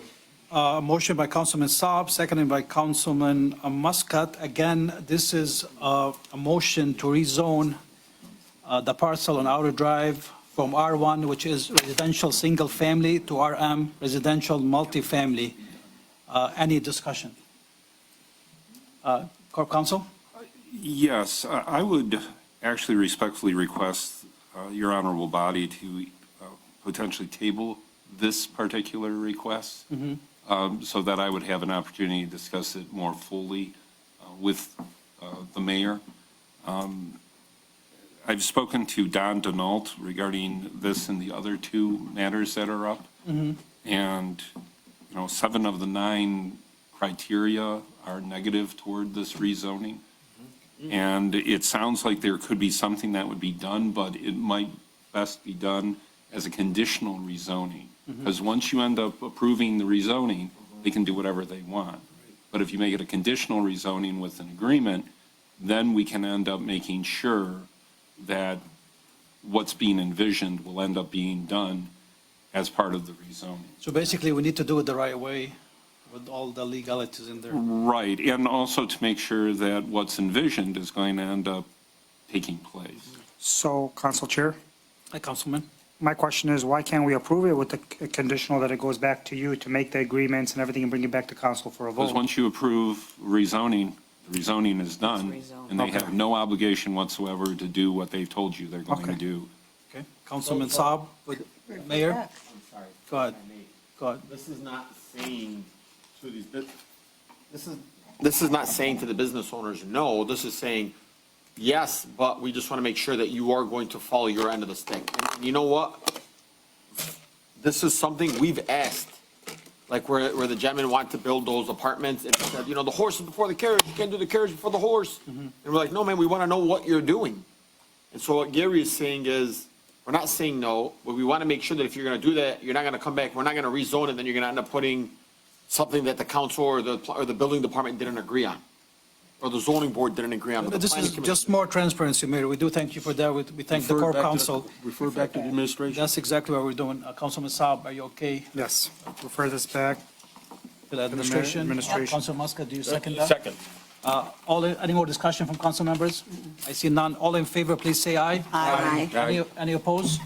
The ayes have it, motion carries. 9E, Planning Commission recommendation, rezoning of 25751 and 25725 Warren from CX to C3. Council Chair. Councilman Saab. Move the Dearborn Heights City Council approve the rezoning of 25751 Warren and 25725 Warren from CX to C3 as outlined in 9E. Second. Second. Motion by Councilman Saab, seconded by Councilwoman Breyer. Again, this is a motion to rezone 25751 Warren and 25725 Warren from CX Commercial Residential Mixed Use to C3 Commercial Use. Discussions from council members. Council Chair. Councilwoman? I will do this, yes, if the understanding is that there will be no gas station in that particular parcel. I believe this is the rezoning for our gas station. Councilwoman? Yeah, no. Corp Counsel? This one, there's a real basic problem. I spoke to Mr. Denault with regard to this. The wrong standards were used with regard to this particular matter. The standards for SLU standards were used instead of the standards for City Code Section 36523C. So this really should be re-looked at by the Planning Commission, and I have a proposed motion that I've already written up if you want me to Please, read go it. It'd be a motion to refer back to the Planning Commission the possible rezoning of 25751 and 25725 Warren, CX to C3, and further to direct the Planning Commission to reevaluate this request and to fully consider it in light of the 9 criteria set forth under City Code Section 36523C. So moved. So it was a motion by Councilman Saab. Would you agree to the Corp Counsel motion, Councilman Saab? Yeah, but if I can get the president of the chair of the planning commission, what was not met in the criterias? What was not met? It's Yeah. on there. It's the 9 items on there. Right. But see, the thing is, corporate counsel, just direct my question to him that, or my answer to him. You know, the planning commission has the authority to overrule all these 9 criterias, as you know. So if you have the majority of votes to recommend approval or denial, they have that. They don't have to follow the 9 criteria, but they can observe it, you know. It's by choice, so they have the authority to do that. It's in the bylaws. You should. If I may. Go ahead, Corporal. And then potentially the city has to end up dealing with the lawsuit about potential spot zoning or issues regarding that. So this one, it sounds like the person who was doing plan review, and I think if Mr. Watland was on, he would probably agree with this, did not use the appropriate criteria with regard to what someone who should be doing site plan review would have ended up seeing in this particular situation. Rick is on here. Yes, please, Madam Clerk. Can you unmute Rick? Thank you, Mayor. Sorry, man, I keep forgetting. It's the adjustment, Council Chair. Mr. Wallen, are you on? Yes. Wow, why are you yelling? Can you give us your input, please, on this? It was an automotive already. Mhm. That is why we asked just to make it the gas station, we needed to go to that, CX. C3. I mean T3, I'm From sorry. CX to C, did you hear what Corp Counsel said? Or you want me to have him repeat what he said? Yes, I Corp heard. Counsel, Corp Counsel, would you say it again? That the standards that should have been used were still under 36.523C instead of the ones that were used by someone else that were SLU standards. Yes. And you would agree that the standard should have been the 36.523C? Is that correct? Yes. Okay. Okay, so your recommendation, go with your motion? Yes, please. Council Chair, may I Yes, go ahead, interject something here? Sure. I've had a problem with planning commissions over the year. And, you know, the planning commissioner just said, you know, they reserve the right not to use that criteria. I think that's lousy. I think that's horrible. Criteria is set for a reason, and it should be adhered to. Just because you feel that you can change it, I don't know what's in the minds of each, wait a minute, but I don't know what's in the mind of each individual person on that commission. But how do I know if it's my buddy not opening up that place? The criteria is there for a reason, and the bylaw needs to be changed, and I believe this council is the legislative body of this city, and not the planning commission. I've had that argument more than one time in this forum. We are the body, not them. Okay? They recommend to us. And when he comes up here and says that they feel that they can go against that criteria, well, I think that's a bunch of garbage. And that's the way I'm going to put it. It's garbage. Because I don't know what's in the minds of each individual person, just like you don't know what's in the individual of us, our minds. Okay? Why would you go against the criteria? I got you. Because the criteria is set for a reason. Okay? Well, I don't care what the bylaw says right now. I'm just, I think the bylaw needs to be changed, and I believe this council or the council, corporation council should draft something in that respect, because the criteria is the criteria. Okay? Do it if you tell me to. And I want that to be done. If my last final thing done on city council, I want to see that done. Because I've had this fight before. And we've seen a lot of things go through through the planning commission is just like when I go to a meeting. First thing I saw, anybody wants to speak on non-agenda items? Well, I didn't go to a planning commission to speak on non-agenda items. I went there to speak on agenda items, just like they come here to speak on agenda items. That's the most ridiculous statement I've ever heard in my life. As far as I'm concerned, that's a violation of the Open Meetings Act. And for them to go against the criteria that's set for, because they feel like it, is ridiculous. And I expect this city council body to inform Corporation Council to change that. I do agree, Councilman Muscat, and it's a formal request, Corp Council to do so. I do agree, this is, criteria is there to be followed, not to be overruled. If it needs to be overruled, I guess it has to come to council for that. Councilwoman Breyer, you had something to say? Yes, I believe Councilman Saab, I believe Mayor Bedoin, myself, and possibly you were at that planning session where they discussed it. And we did bring up the fact that we thought there was a moratorium on these type of things. And then Councilman Saab went up and explained that in detail. But we also have information in the backup material from residents who are totally against it. And one gentleman suggests that you cannot have a gas station within 500 feet of any school property. And that should be Where's that from? considered. No, I mean, who said from 500 feet?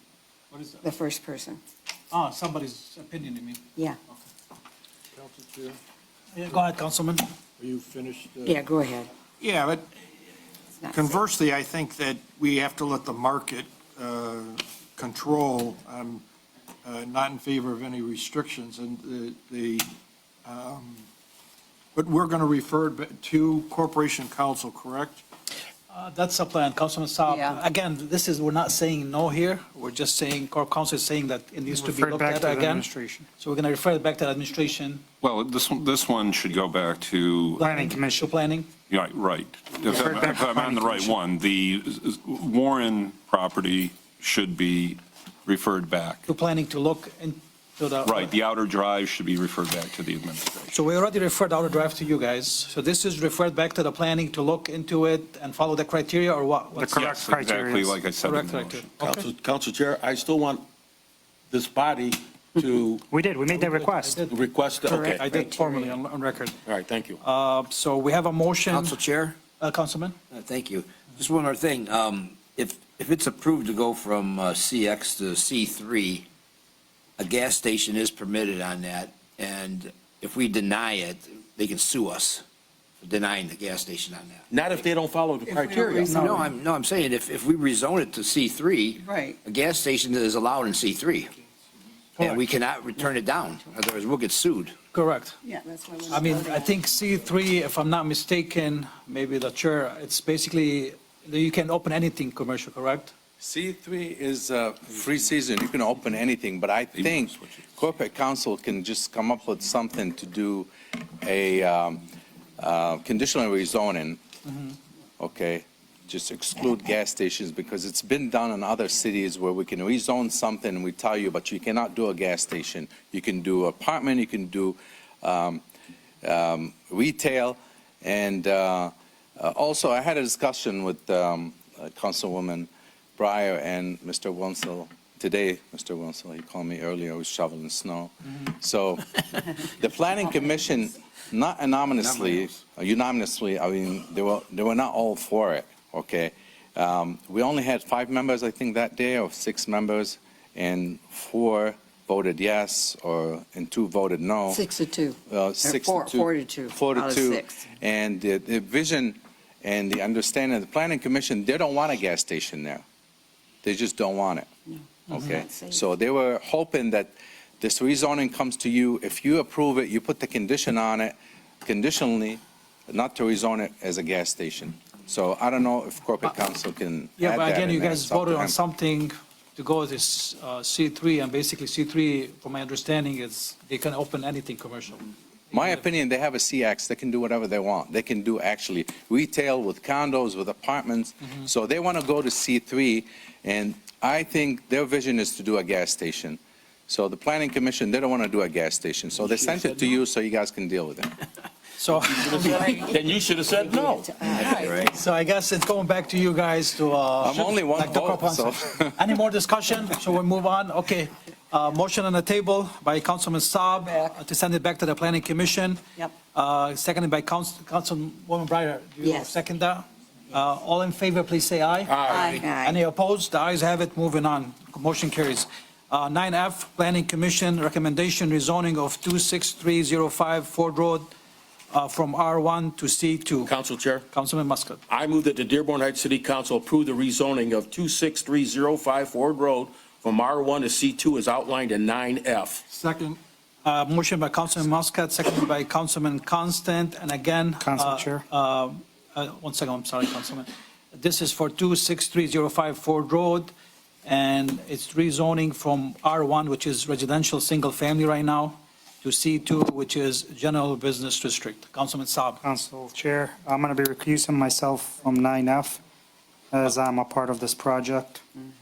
Madam Clerk, please note that Councilman Pro Tem Saab would be recusing himself from the vote. Any discussion on this? I see non-corp counsel, anything to say? Or good? They did a good job? Well, 1 out of 3. Planning 1 out of Commission. 3 ain't bad. You're hitting 333. Okay, excellent, excellent. Hall of Fame numbers. Yep. All in favor, please say aye. Aye. Any opposed? The ayes have it, motion carries. Thank you very much. Going on to 9G, Director Cooper, Council Chair. Civic Plus Notification System, Councilman Saab. 1 second, I'm going to pull up this motion from an email. 9G, I put a motion forward.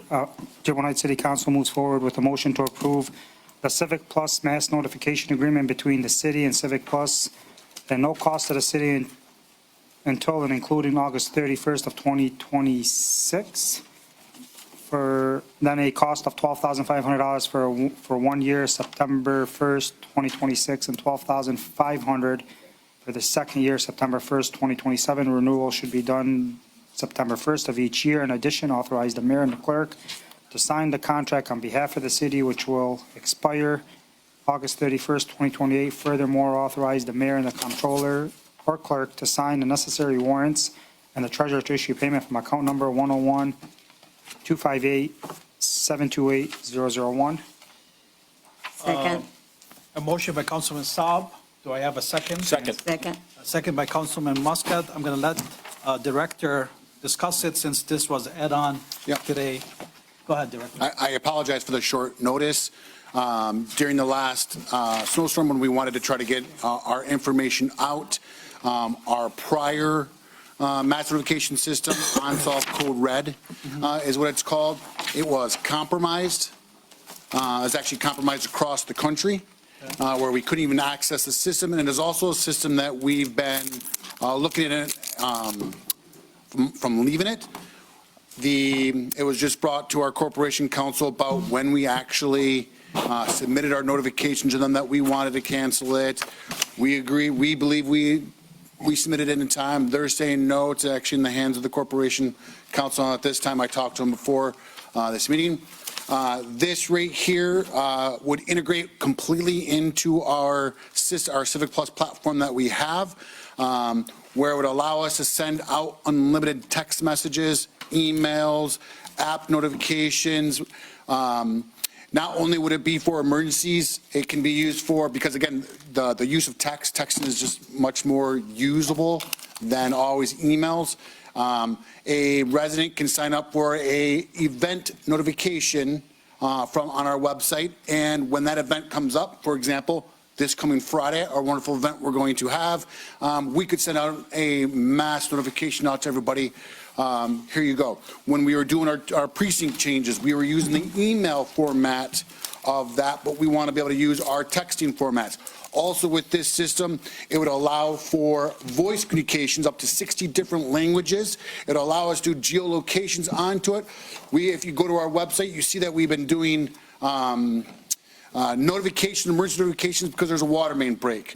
With this system, because it's geolocated, we would be able to tell the residents around that location, hey, avoid this area, instead of having to potentially send it out to everyone across the city.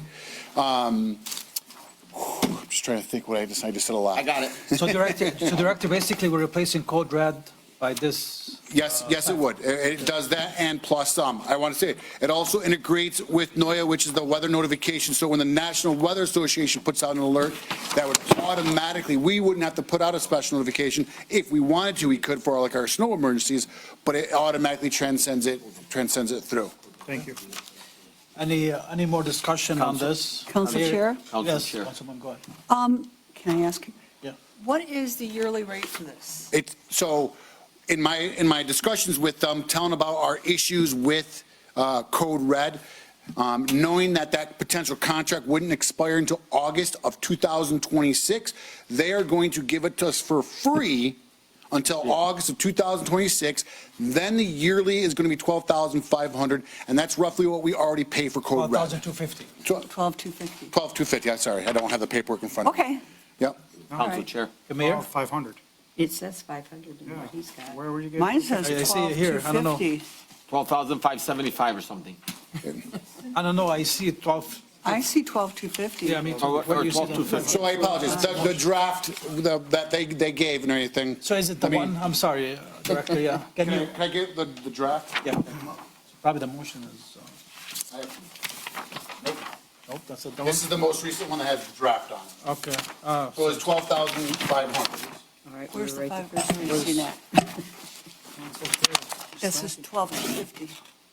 Yeah, this is, I'm sorry, my eyes. this is, Yeah, mine's 12,250 already. It's 1 and 2. I apologize, I didn't look at the motion, I apologize. so 12,250? Okay, fine. Amend the motion to reflect the cost of $12,500. Okay, so the motion was amended, was, yeah. 250. Council Motion Chair. was amended by Councilman Saab. You second that, Councilman? Second. Mayor, you had something to say? Yes, I just wanted you to know that, we hear what residents say. So a lot of residents were like, well, we didn't get a notification that it was a snow emergency. Well, we put out our sirens and we're like, and then a lot of people were like, well, could you have communicated better with us? And so we had that communication through Code Red, but Code Red was just compromised. And so we said we don't want to work, and nothing from our text messages or emails were compromised. Luckily, we were not one of them, but the actual company itself was compromised. And so we just wanted to remove ourselves. Our IT director simply took out that information, so we're no longer supporting Code Red. We explained to Civic Plus, we basically, stop looking at me, please. We basically said, we want to be able to communicate. There's a huge snowstorm that's coming out tonight. We have no way to tell people to be cautious, be aware. We have no way of saying any information like the tree lighting ceremony is happening here. We have no way of communicating that other than social media. And so this will allow updated information, alert your app, and then with potentially the new water bills and the new water biller can come out and alert individuals and say, this is an alert from the city of Dearborn Heights. It seems like your water is exceeding its normal usage. Get a plumber to come check it out. And so now the communication, this future communications director, will be able to be exponential out there to all the residents. And if your number is not on there, there's going to be a way for you to sign up, add your number so you can get those alerts. And if you want to opt out. Thank you, Mayor. Thank you so much. Thank you very much. You can opt out. Director, just to be clear, so basically it's a platform for text messaging and email to send. Text, email, and voice. And voice? Yep. Where Hey you- guys, it's Santa Claus. Just want to wish you all a happy. Yeah, Voice, like, you get whatever we type up into it, it will translate it to whatever languages we determine. And how would you send it, through text message, the voice, or? No, you get a phone call. Some register, yeah, just like Phone call? Code Red. Okay, got you. Okay, sounds good. Up to 60 languages. Is Maltese included? Yes. I made sure it was not. No, I'm trying. Council Chair, Councilman? really I quickly, can listen to Arabic. the annual rate is subject to uplift. And the third year. This is a 2-year contract, okay? Actually, it's a 2.5-2-year, 9-month contract. First 9 months free. That third year would be the subject to that uplift. An uplift means just increase in cost. Correct. Increase. Yep. Like everybody. All right. Council Chair? Yeah, go ahead. Is it possible we can get some sort of refund for not using the other company till the end of the term? Can we ask? That's going to be more of a, that's in, Look into it and see what we can do. Okay. It's not always been very successful. Code red. It doesn't hurt to That hasn't try. worked for me and God knows how. That's And what we're- exactly, sir, exactly. Thank you very much, Director. We have a motion on the table by Councilman Saab, seconded by Councilman Muscat. All in favor, please say aye. Aye. Any opposed? The ayes have it, motion carries. Thank you very much. Thank you, Director. Keep up the great work, and maybe we can work on the app that the young lady earlier mentioned. Moving on to 9H, dispatch contract update. Council Chair, Councilman Saab. I move that Dearborn Heights City Council, Council Chair, Yes. I've got a suggested motion. You have- okay, Motion to reapprove the collective bargaining agreement between the city and the dispatchers union with the change of Mayor Baidoon as signing the collective bargaining agreement in the place of Mayor Bazey, and further to authorize Mayor Baidoon to sign the collective bargaining agreement on behalf of the city. so moved. Support. Okay. A motion by Councilman Saab, seconded by Councilwoman Renowski Maxwell. Any, Madam Clerk, you had something to say, or? I did, just really quick. This was brought to our attention. Actually, the contract was approved for the Center body on September 9th. I was contacted probably about 2 weeks ago by a union member asking if we could place the union contracts on our website. And thank you, Mayor, for agreeing to that. They had been taken down, I don't know how long ago, probably within the last 5 years. And so I received the contracts from, well, anyway, I'm sorry, go back to the approval. There was one change, I believe, when you approved it, and we never got the changes into the contract.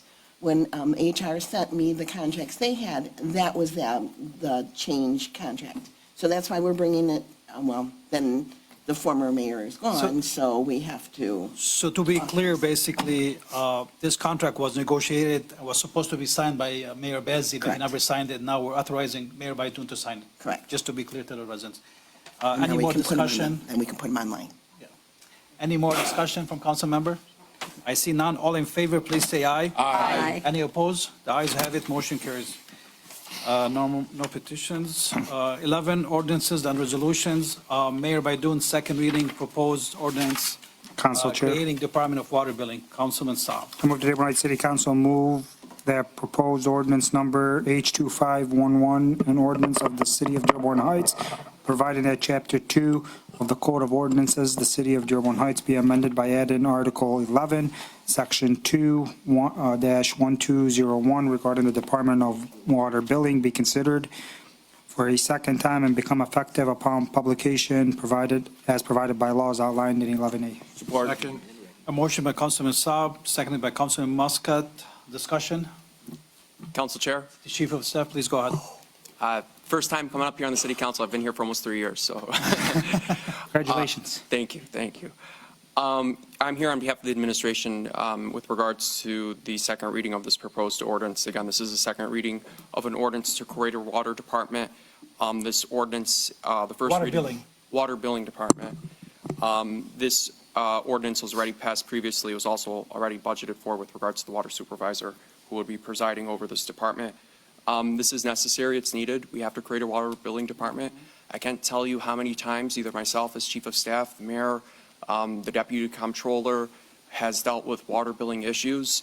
And it's really taking up almost all of our time. And we have pressing things to also consider as well with regards to our respective roles.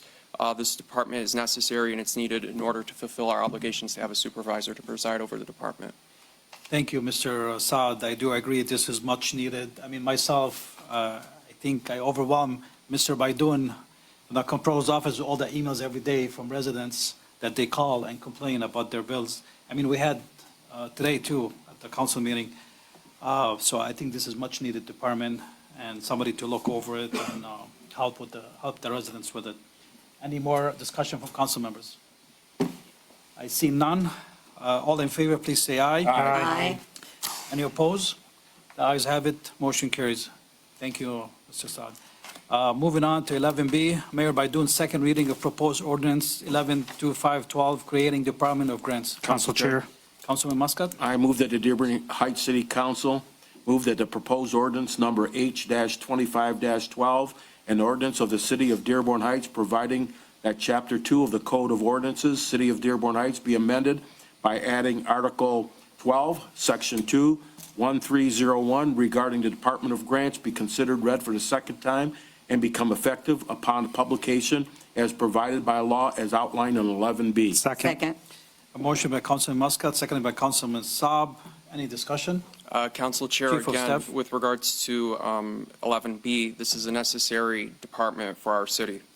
Grant writing is becoming more and more important by the day. We look at neighboring communities being able to secure money, and honestly, Dearborn Heights is left in the dark. This ordinance will go a long way in helping Dearborn Heights securing funds and securing grants to better our city and better the residents' lives. Thank you very much, Mr. Chief of Staff. I do agree. Myself and Mayor Mo Baidoun, we asked for this 4 years ago, and I guess finally my dream coming true, so. Council Chair? Mayor? I actually sat down with, sorry, Councilman Saab. I sat down with Clint Moran today. We did a quick overview of our city and our department. Time's up. Yeah, I haven't had dinner yet, man. And I'm glad there's a lot of laughs in the audience, there's some laughs on the council, a lot of hugs and kisses here. I'm glad. It's a holiday season. I can see it. Councilman Wenzel's got his tie on. He doesn't miss it every holiday. The truth is, Nice suit, too. if you listen to what Brian from Plant Moran said today, which he gave me the insight, he said, you're going to get a lot of money for the water department as well. And so to help out the corporate fund, you can, which is called the general fund. It's actually called the corporate fund under the charter. I didn't know. But you can be able to make it a 50-50 or 60-40. So when we bring those budget amendments, you can take, well, you can only use X amount from here and X amount from here to be able to release and give back to the general fund. So just want to share that information. For the grant writers. For the grant writers position, correct. Right. So, any more discussion from council members? I see none. All in favor, please say aye. Aye. Any opposed? The ayes have it, motion carries. Moving on to 11C, Mayor Baidoun, first and second reading of proposed ordinance H2513, creating Department of Communications. Council Chair. Councilman Saab. Board of the Dearborn Heights City Council proposed ordinance number H-25-13, an ordinance of the City of Dearborn Heights providing that Chapter 2 of the Code of Ordinances, the City of Dearborn Heights, be amended by adding Article 13, Section 2-1401 regarding the Department of Communications be considered read for the first and the second time on an emergency basis and become effective upon publication as provided by law as outlined in 11C. Second. A motion by Councilman Saab, seconded by Councilman Constant. Any discussion? Council Chair? Councilwoman Breyer? No, Thank you. no, okay, go ahead. No, go ahead, Councilman. Okay, I'm just wondering, is this similar to IT that we have already? No, they're sort of really two completely different departments, if you will. With regards to our communication, the administration was looking forward to having sort of one streamlined channel of communication. Right now, the city has sort of a lot of different pieces, but there's no one communications director. And in all honesty, it's sort of certainly inhibiting the city with regards to communicating the message, and it's really holding the city back. We just experienced a snowstorm, and there was really no proper leader, quite frankly, to handle the communications on behalf of the administration and on behalf of the city. Again, this is putting us with other cities, certainly a city of our size of over 60,000 residents, has a communications department, has a communications director. We still don't have that. In terms of budgeting, if anyone here was concerned about the budget, we have money reserved now with regards to the engineering department because that's essentially no longer existing. I myself am saving the city money with regards to the role that I play as a prosecutor as well. I'm also an attorney. I'm chief of staff here, but also play prosecutor in court. And of course, me and Gary Miyake, our corporation counsel, handles that. Am I understanding Chief of Staff, that we are going to work on capturing grants for the communication department as well? That is correct, Council Chair. We also are on our way to hiring a grants writer who will help us secure fundings with regards to our communications. Council Chair, Councilman? didn't we one time have an emergency manager? I believe that was Bob Ankrap. Yep. Whatever happened to that? It's, Mayor? that is also being, and that position will be hired come January 1st, sir. So, but why wouldn't the emergency manager do this job? The communications department, let me give you guys an example. And I don't want to get too much of the weeds of things. Everybody has kind of just saw, or even if you open up our current City of Dearborn Heights page, it's no secret that you have an Arab American Muslim mayor, And if you see some of the comments that are coming in place, it's been a pure attack. We have a man for a city, for a mayor, sorry. Absolutely. But what I'm trying to say is that social media, communications around the globe has been hijacked lately. And if you see what's taking place in Dearborn about the release of information, we recently apprehended a man that made a threat to our local places of worship. It just so happens the police chief is an Arab American, the mayor is an Arab American, the detective that took him in was an Arab American that apprehended this individual. Bringing in here to Dearborn Heights, the chief and I were discussing, he was going to go out and have a press release. I said, hold on. You're going to go out and have this, and it's going to look to the media as a very, very bad look. And so we were able to stop that. However, we had a proposed patch in Arabic writing coming from a good standard from the young female officer that brought that forward that said, I did this in good faith. It was spun across the media as some of the worst attacks that our city has seen, right? The truth is, the amount of attacks that has hindered this community has been absolutely crazy. I just sat before you guys telling you, somebody called our fire chief and said, hey, where does Mo Beydoun, the mayor, live? Calling the building department said, I want to know where the mayor lives. I understand that. I just thought, mentioned Bob Bancroft because he had done this previously before. Correct. And I thought we had that position already there, but I agree. So we can just. But I also want to add one more thing. This communications department position, with operating for the city of Dearborn Heights, we passed a budget here year by year for the city council to come out and say, well, we want our own videographer. We want this. We want that. We've spent more money in contractual services when we could have just had our own director that went out and did this work for us. The truth is, there's a lot of things going on in the city, and we're doing a terrible job at promoting it out there. And I can tell you another thing. We don't need different social media platforms to control the narrative for the city of Dearborn Heights. The city of Dearborn Heights needs to control its own narrative. And I know you're not agreeing or disagreeing, but my vision of this is it's a very, very important position that needs to be, and it's not a small position. You're going to be speaking for the library, the police department, the fire department, every single department. Thank you. I think we can vote on it. Councilman, basically, it's an oversight department. Correct. Because Yeah, I every understand department now. now, they have I their own. understand. So it has to go through something before it goes out to the media. Any more, I see no more discussion. All in favor, please say aye. Aye. Any opposed? The ayes have it, motion carries. Moving on to 11D, short-term rental ordinance. Council Chair, Councilman Saab. I move that the Dearborn Heights City Council, Council Chair, yes, I have You have another motion? suggested motion. Okay, please go ahead, Corp Counsel. A motion to edit the short-term rental ordinance previously adopted by the City Council to show Mayor Beydoun as the person signing it in place of Mayor Bazey, and further to adopt this change in this ordinance on an emergency basis, such that it is considered to be read on a first time and a second time at this meeting, and thereafter effective upon publication as provided by law. so moved. A motion by Councilman Saab, seconded by Councilwoman Milanowski Maxwell. Any discussion? Council Chair, Mayor? again, this is just information that we've already all approved of. The council has moved forward on a short-term rental, a zero tolerance approach.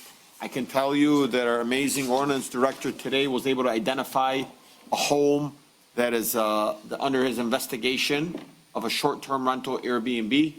Even though they don't give you the address, he was able to identify it, and we wanted to uphold this, but unfortunately, we're not able to because it wasn't really signed because the prior administrator wouldn't sign it. Thank you, Mayor. So basically, this is something we authorized before, but we're just changing the name from Mayor Bazey to Mayor Beydoun to sign it and go forward with it. We have no communication. Moving on to new business. No, we got to vote on it. I'm sorry. Yeah. All in favor, please say aye. Aye. Any opposed? See how he gets you confused? The ayes have it. 13A. Council Chair. Temporary food truck, 10 cart license renewal, Cartina Mia. Council Chair, Councilman I Saab. move that Dearborn Heights City Council approve the temporary food truck 10-car license renewal application for Cartina Mia outlined in 13A. Second. A motion by Councilman Saab, seconded by Councilwoman Breyer. Any discussion? Council Chair, Councilman, I wasn't able to go to all of these businesses, but I did go to four of them. That's one I didn't, but I got a hold of our ordinance director, Director Farhat, and According Bless to you. him, yeah, there was no violations or any problems with this business. Thank you, Councilman. Any more discussion?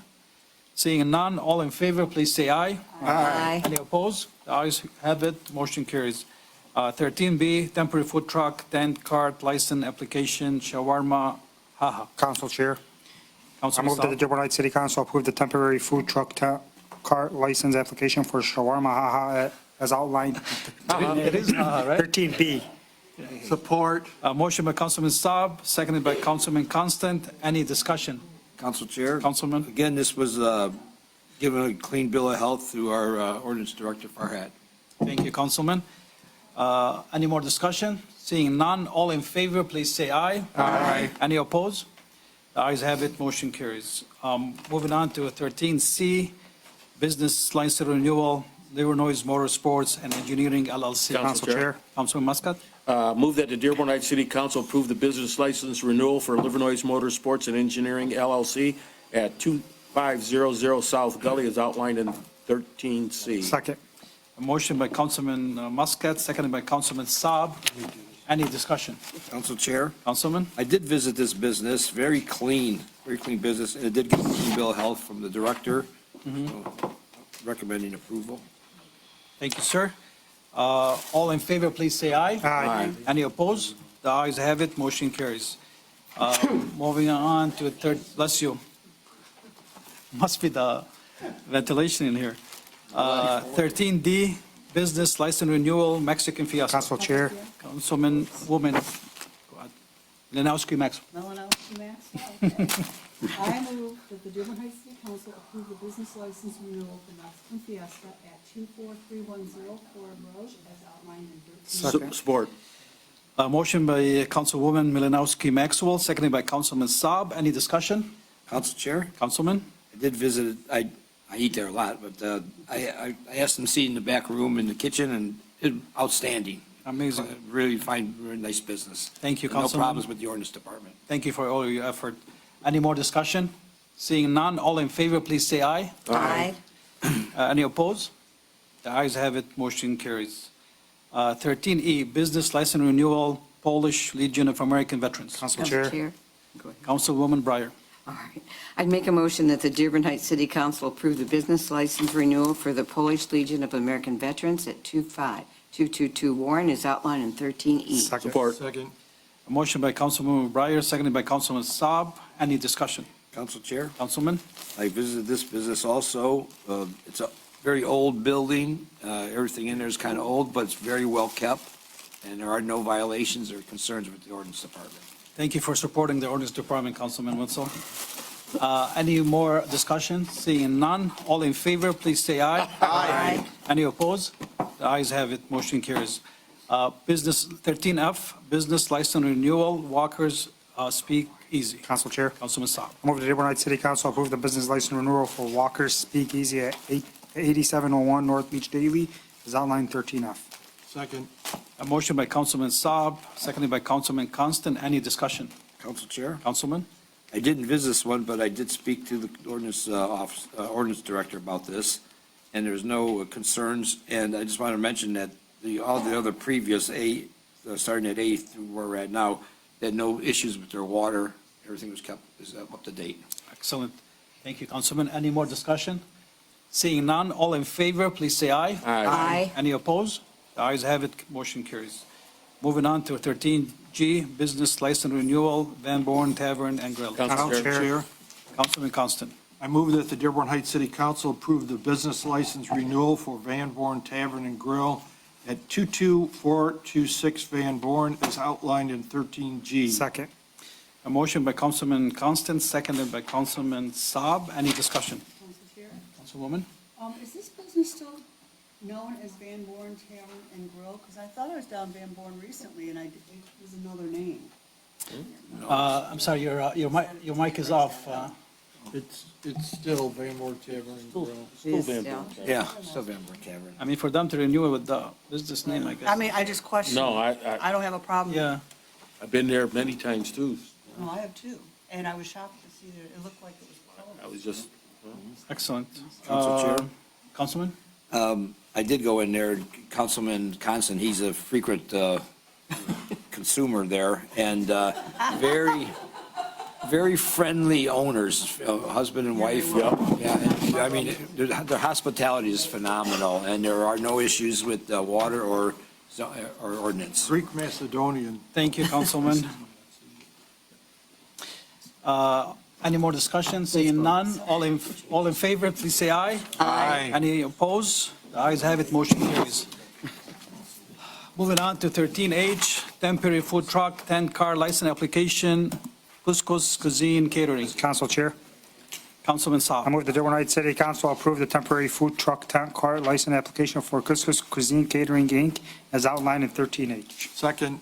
A motion by Councilman Saab, seconded by Councilman Constant. Any discussion? Council Chair, Councilman? I did not go there, but there are no issues with the ordinance department. But I plan on going there and checking out. The Well, they're a name, brand-new business. Yeah, yeah. They're just getting ready Yep. to open. Yeah. It seems like it's, from the name, maybe it's a Moroccan food, seems like. Couscous is rice. It is nice. I couscous. heard the other No, day. couscous is not at rice. City Is Hall. it? Yeah, Couscous is a Yesterday. Moroccan meal. Yeah, this is, I met the Couscous- owner yesterday at couscous City is- Hall. She's really nice. Is it Moroccan? What did you think, Mo? That's the lady that was at the, Couscous in Maltese is like at 5 o'clock. Got permission? I can tell you right now, I don't know about couscous, but Lori Moline makes the greatest cookies of white chip macadamia thus far, because Angela's next. Thank you so much. Thank you. Applying for a Appreciate it. business license? I think you're the best, so give them to me. I think you're the best. They're back there, Ray. Are they really $5 a package? Yeah, I'm trying to make money, hey. Okay. He's telling us. We have a motion on the table. All in favor, please say aye. Aye. Any opposed? The ayes have it, motion carries. Moving on to comments from council members. Council Chair, Councilman Saab. first of all, I want to thank Councilman Ray Muscat Yes. for your service, for stepping back up and taking the role to be on council. Honestly, I appreciate everything you do for the city, outspoken, you lead by example. And you've really been a good mentor. And I appreciate you for taking this. When you called and said you're willing to take this temporary spot, come back, even with your injury, I appreciate you and thank you for everything you've done for the city. Another comment is, want to wish everybody a happy holidays, Merry Christmas, Happy New Year, and everything in between. The mayor would stop coughing.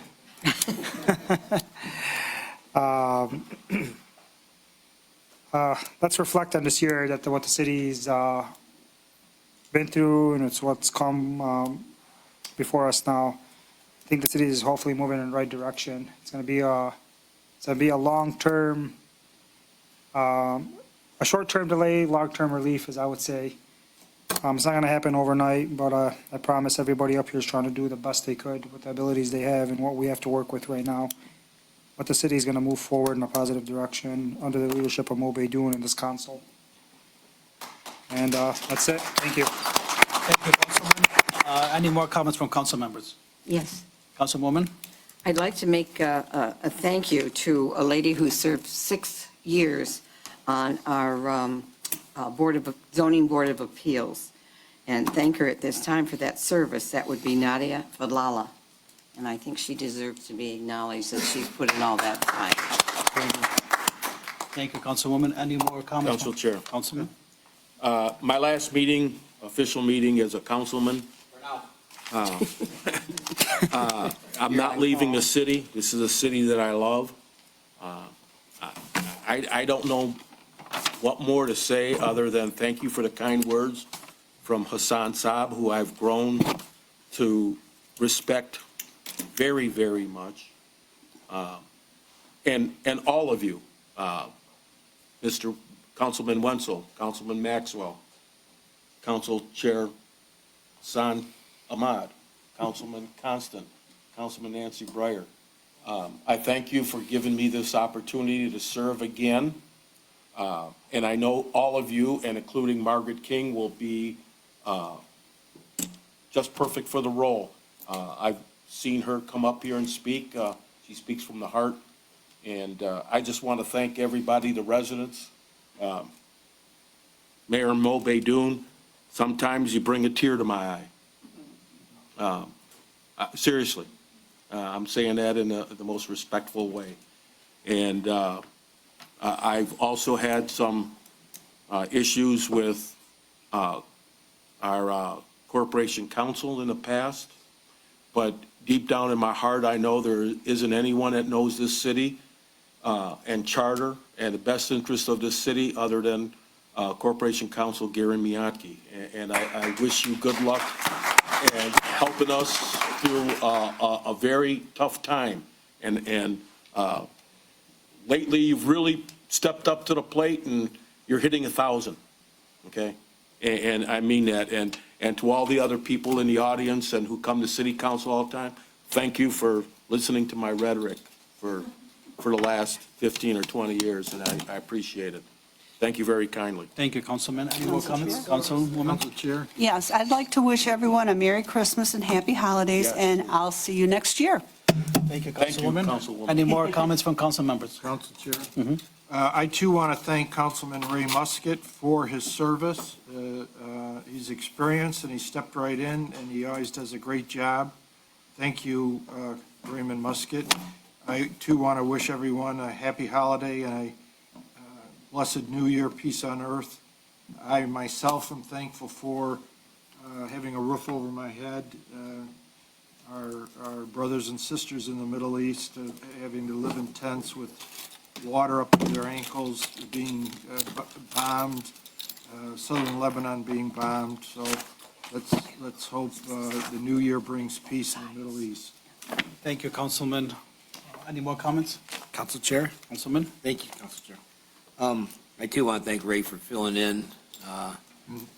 He told me something when I first got elected. He come up to me and he said, you know what, I didn't even know who the hell you were. I've never heard of you before. You know, he says, he says, after learning about you, he says, I'm glad you're on there. He says, but I want to tell you one thing. He said, this is what I live by and I still live by it. He told me, he said, if you present something or I present something at city council and I vote no against you or you vote no against me, he goes, I'd never hold that against you because that's your opinion. Correct. And I've always been, that's the way I've always done business here up at city council. I mean, if I'm going to offend, I don't mean to offend anybody by voting no on what they present. I just think it's in the best interest, I think it's in the best interest of the city. And also, I want to mention once again, we're looking for volunteers for snow shoveling. We're way behind. The demand is way up and the volunteers are way down. You can probably call City Hall and leave your name and number if you want. And they can get that information to me, or you can call me at 313-598-5182. And I have one request. First of all, I would say Merry Christmas to everyone. And one request for everyone in Dearborn Heights and around the world is please pray for peace. Thank you, Councilman. I guess it's my turn. As we close out our final meeting of the year, I want to extend my warmest wishes to all our Dearborn Heights residents for a joyful, peaceful, and blessed holiday season. Thank you for your continued trust, and thank you for allowing me to serve you another 4 years. It is an honor I carry with pride, humility, and a deep sense of responsibility. To our dedicated city staff, happy holidays, and thank you for your hard work and your unwavering commitment to this community. You are the backbone of this city, and I am truly grateful for each of you. I also would like to take a moment to recognize my colleagues on council. My confidant, Council Pro Tem Saab. Thank you for your constant support, your leadership, your passion for serving our residents. You are a true partner in this work, and everything you do for our community is felt every single day. Councilwoman Breyer, thank you for your thoughtful perspective and for always putting our resident first. Your integrity and care never go unnoticed. Councilman Constant, thank you for your steady support, your willingness to continue serving, and the wealth of experience you bring. Your insight strengthened this council and the work we accomplished together. Thank you. Councilman Muscat, thank you for stepping in and covering the last few meetings, and thank you for your many years of dedication to Dearborn Heights. I wish you continued good health and happiness as you conclude your final meeting with us today. Thank you. Councilwoman Malinowski Maxwell, thank you for your expertise, your strong voice on behalf of residents, and the balanced, thoughtful approach you bring to every issue. Your commitment to moving our city forward is truly appreciated. Councilman Wenzel, thank you for your loyalty to the city of Dearborn Heights, your consistency, and your dedication to serving our residents. Your service is deeply appreciated. To each of you, my fellow council members, thank you for allowing me the privilege of leading this council the past few meetings. Your trust, cooperation, and support mean more to me than I can express. I do not take it lightly. To our outstanding Madam Clerk, Cinia, thank you for always going above and beyond. Your work ethic, organization, and commitment to transparency keep this government running smoothly. And to George and the entire clerk's office team, thank you for all you do behind the scenes to support this council and our residents. Your efforts are essential.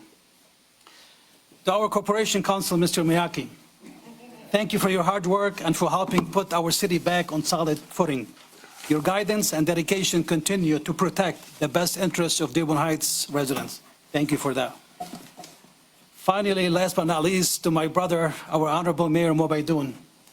Thank you for your support along the way and for your strong vision for Dearborn Heights. Your energy is unmatched. And under your leadership, our city is moving firmly in the right direction. I look forward to what 2026 will bring us as your vision continues to shape a brighter future for our community.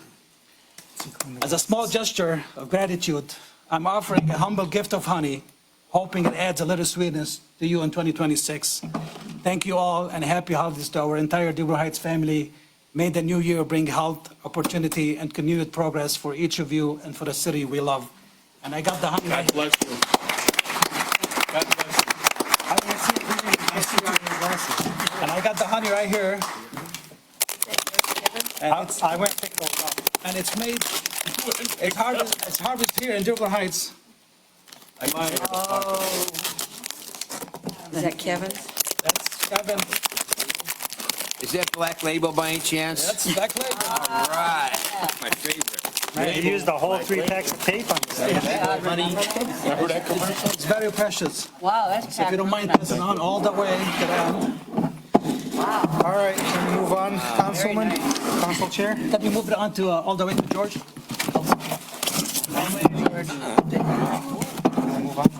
Oh, I guess I have While you're some, passing. Oh, you don't. Oh, yeah, you got some of these. You got Any more comments from council members? Oh, yeah. no more comments from Councilman. I'm going to the last one.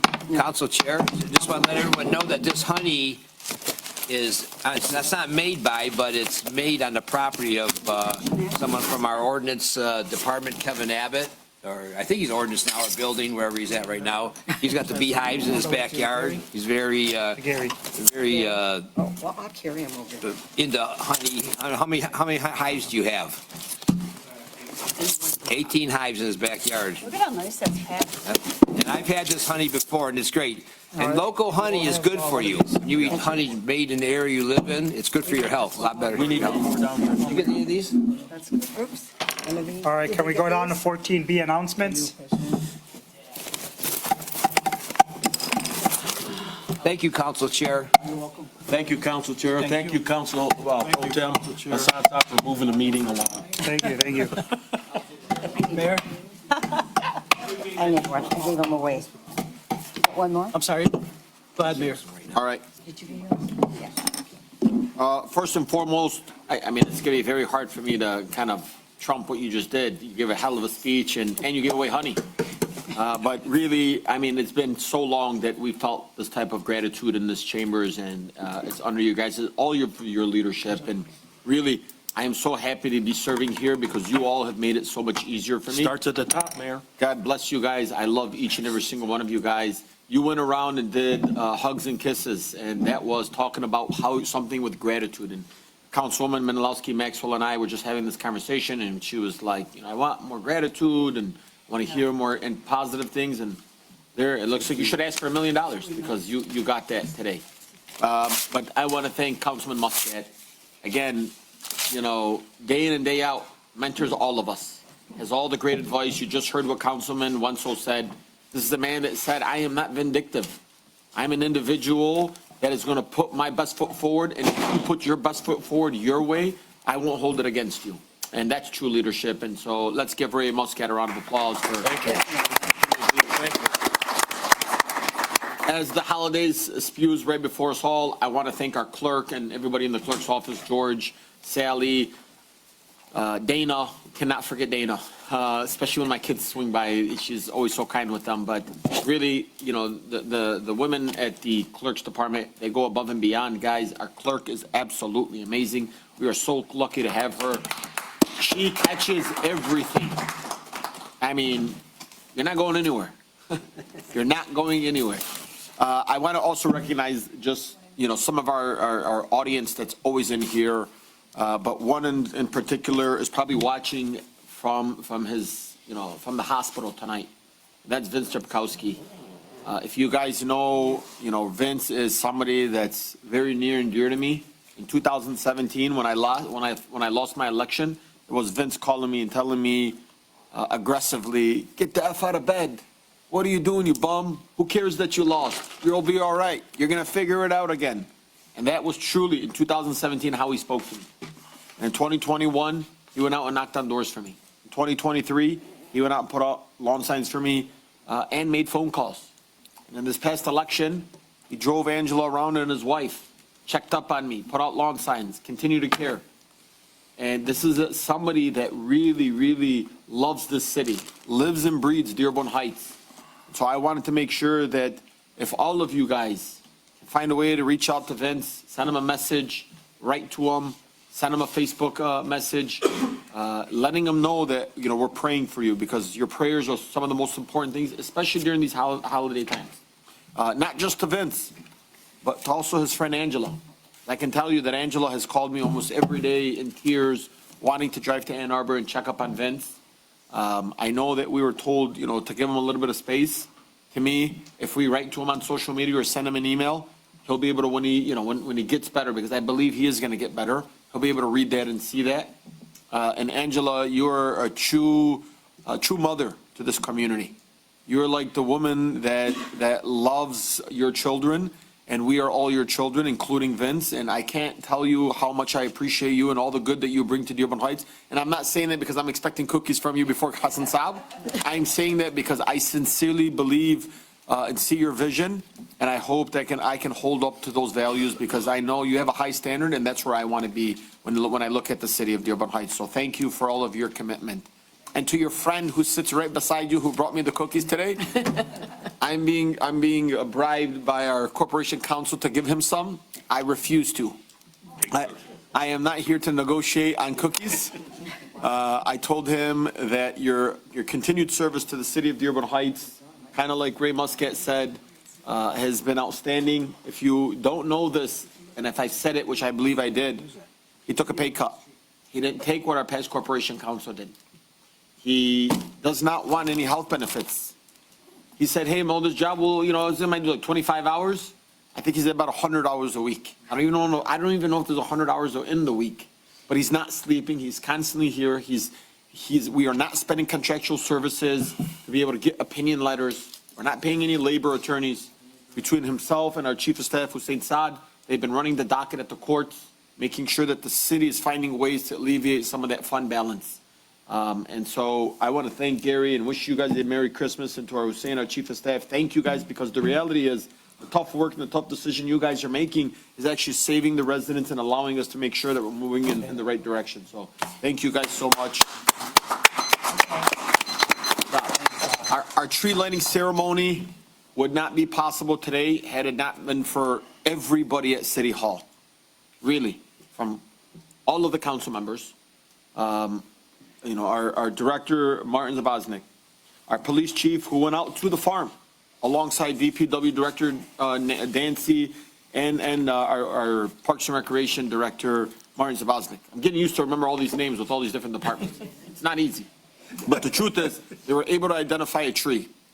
Our tree that we paid and approved by the city council to come here will actually arrive tomorrow. But unfortunately, we wouldn't have enough time to prep it, get it dressed, build it, and get it going. Generously, the farm said, "How about you come chop this tree down and bring it to City Hall with your own tow company?" We reached out to J&T Cova. We said, "Can you go out there and take a look at it?" When they went out to take a look at it, he said, "I will not allow you guys to chop down this tree. Give me a discount and I will pay for the entire tree. And they said, well, it's about a $12,000 tree. We will discount it $2,500. We will remove the tree from its roots, and we will plant Dearborn Heights a live tree that will last forever. The tree is currently 38 years old. That means it's older than me by 3 years. That's about Councilman Saab or Councilman Ahmad's age. And if I had to pick, if I had to pick who I'd rather hang out with, the tree or them two, I'm definitely picking the tree this Saturday because Councilman Saab won't be with us because he wants to go out and travel, but that's okay. He should enjoy his time. I want to apologize though, because traditionally we do it the first week in December. We did not have a tree. We weren't planned. And seeing that the post between Dearborn and Dearborn Heights and the different tree looks, I was not going to use the same tree in the back. It wasn't worth it, but thankfully we were able to all come together and get a new tree. On top of just that, we have made some requests to have hot chocolate, brick oven pizza, the Grinch, Santa, and we said we don't want to burden taxpayers. And so many business owners who have all asked to stay unanimous, to stay anonymous, have donated to pay for these type of things so that we, the residents and the community, can enjoy it. We have also, for the first time, welcomed D7 public schools. We have told the D7 public schools, we want you to take part in this, because I know in the past it was something that was a bit difficult from what I've heard. They said, no, we're ready to join. And so their jazz team will be here. They'll be performing for the first time since we've had our tree lighting ceremony. We are also having the Riverside Middle School students, and when you bring little middle schoolers, their parents come along. So we're expecting a bigger turnout than usual. The choir from the Riverside Middle School, I think there's like 30, 40 kids. They'll also be joining us. So thank you to Riverside and thank you to the Crestwood School District. I know we have our trustee out here, Trustee Najat Janoun, so thank you for all of that and all that you do for them. I know I have a little bit of a list. Tomorrow there's a town hall for my transformation team and myself to speak about my vision and where we want to move forward for the city of Dearborn Heights.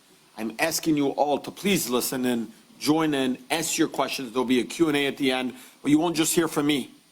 You're going to hear from Plant Moran. That's going to tell you the real conditions of what's happening in the city of Dearborn Heights. You're going to hear from the chairman of our transformation team and how many hours they've conducted, how they went about this process, how many people have applied. But just to give you guys a little bit of information, a little over 400 people have applied to be working for the city of Dearborn Heights, which is absolutely outstanding because people feel the vibrant move and changes that they want before us. 6 o'clock, Annapolis High School. Please join us tomorrow for that. 6 p.m. tomorrow, Annapolis High School. It will not be on Zoom unless we find a way to figure it out. Maybe the clerk will show up and do it for us, but we'd love to see you all there. We really would love to see you all there. And then lastly, Merry Christmas, Happy New Year's. I thank each and every single one of you, all those that putting in the hard work. Ultimately, also our DPW crew who don't get a lot of the attention. They'll be out tomorrow morning at 4 a.m. to plow our streets, salt our roads, making sure that people are able to get home safely. We know that there's going to be a huge storm tonight. Hopefully, our police chief will be sending out, an email letting people know that, if you're parking your garbage bins in the street, because we haven't called for an emergency yet. I don't believe we're going to be calling for an emergency, but if anybody's got their garbage bins out, they need to be held responsible, especially during these really hard storms. And so I ask to those that are watching this at home, please be mindful of the weather conditions, be safe. God bless you. Happy New Year's and a Merry Christmas. Thank you, Mayor. Thank you. After I turn my mic on, I'm going to keep it short and sweet. Ray, I've worked with you since 2018. Thank you for all you do for our city, and I know it's been before 2018, but it's been a pleasure working with you and you doing the best for the city. Council Chair, you're a true leader. And all of you up here, I know the last 4 years haven't been easy. You've had to fight the fight, and you didn't give up. And I, as a resident, appreciate that. Corporation Council, it's really nice to have you back. And Happy New Year, Merry Christmas, Happy Holidays, and the best days are yet to come.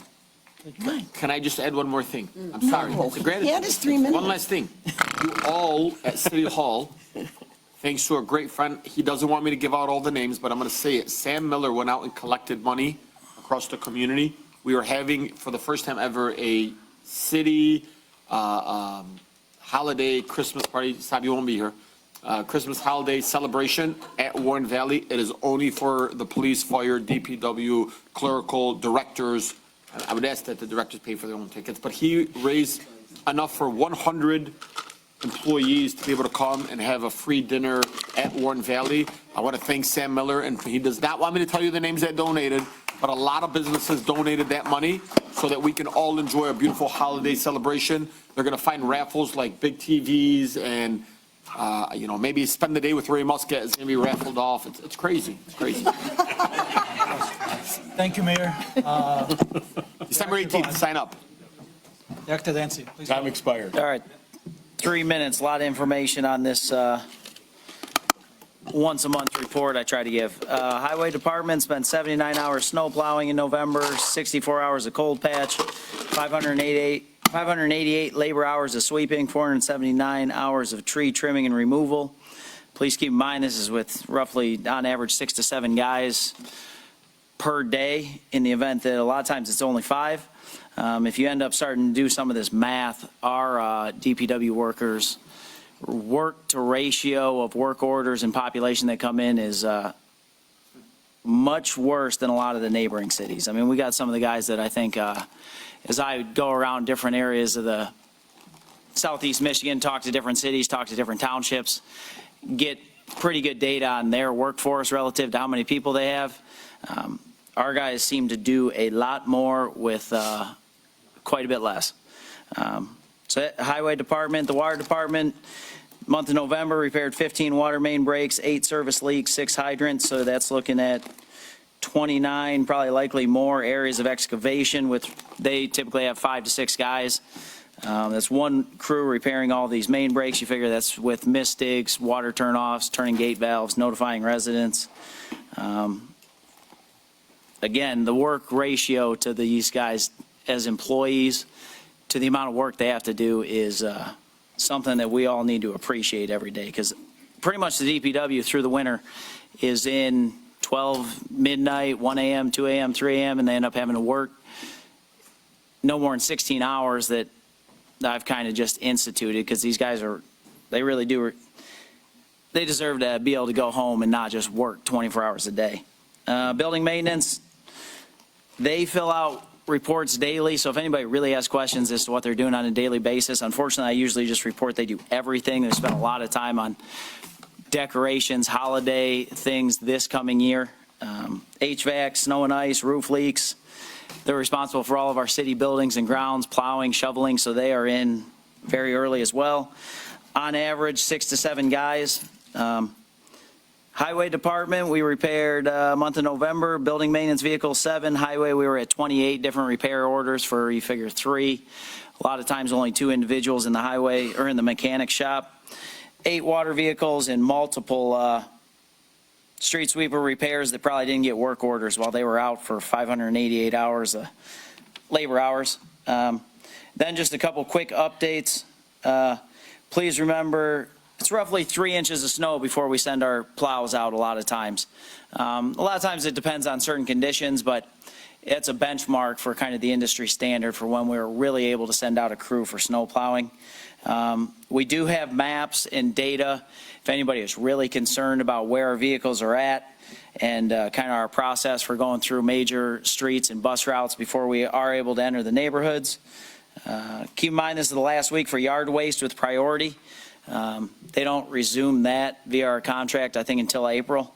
So if you do have any yard waste you want to put out, do it this week. Otherwise, it will not be picked up. I'm not sure exactly on ordinance and how it works. If you do put it out past that, you'll probably be required to bring it back off the curbside.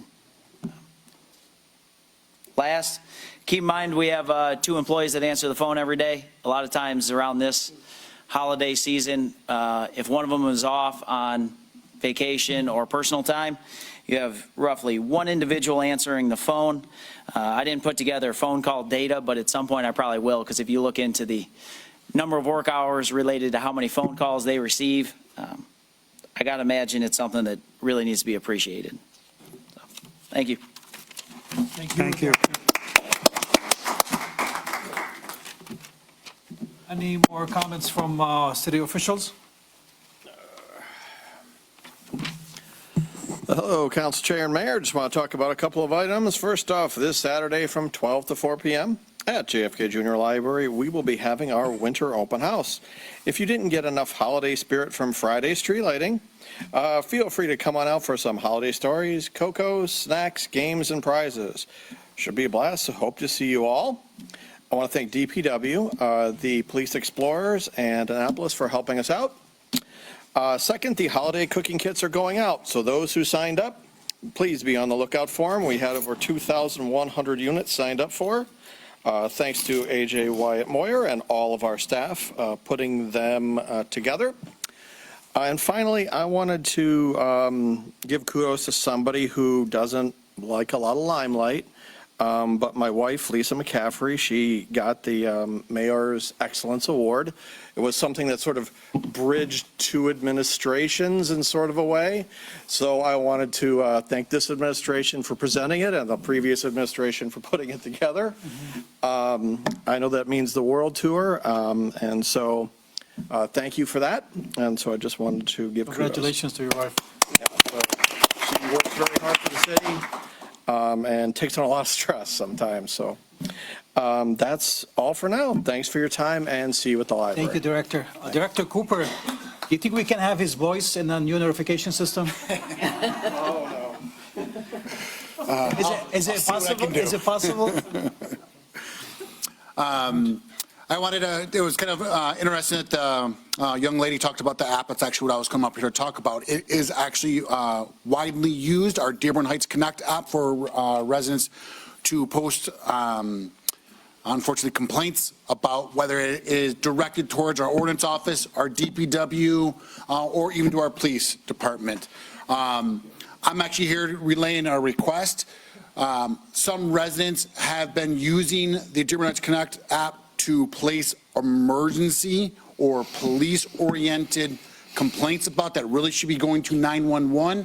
Please make sure that you're actually following and go to 911 and not doing a suspicious case. You know, the app is meant for the police is for non-emergency violations, traffic violations that can be done there. But please make sure that you're actually reporting to 911. Also, it literally was just today was brought up where a resident said that they could not post anonymously. You can. We do ask that you create an account, but after you create that account, that you actually, it gives you the option of posting it anonymously so that your name is not associated in the app out to the public. We request that you create that, the account where it requires an email address, because a lot of time, especially the ordinance department, they need more information. And if you don't provide the email or anything, they can't ask for that more information from the public. So I please ask that you create your account and just look at the very last option where it says that you can post anonymously so the public doesn't see your information on the website. Thank you. Thank you. Can I give you this now, or do I have to come back? I'll grab it from you. All right, thank you. But Director, before you stop away, so basically that lady, she said, that the young lady, like the app does not give notification or more information about events in the city. Is that possible to have them on that app? That's all in the works and everything that already the mayor and me have already talked about. Yep. Excellent. Thank you. A lot more coming with that. Perfect. Thank you, Director. Good job. Ordinance Directors, thank you. Good evening, council members. Good evening, Madam Clerk. Good evening, Mayor and City Council, Attorney, and the audience here. First, I want to thank Mayor Bidun for giving me the opportunity and placing me in the ordinance department when I came back. It's been a pleasurable experience for me to be working with a very hard-working staff. I could tell you his vision of fighting blight is also my vision. It's also the residents. We are constantly getting calls, and we appreciate the calls because we want to address them, seriously. Please let us know, because we are going to go in a proactive mission after that. We're not going to be just reacting to calls. We are issuing a lot of citations, and it's not for the purpose of generating funds for the city from the citation, but the residents are getting tired So please, if there's any violations around your house, know that we're going to be out there looking for it. We're going to be issuing citations. Again, what the mayor said about the short-term rentals, that is a serious issue. That's why we addressed it today. I know the mayor, he does call me on weekends to take care of these things.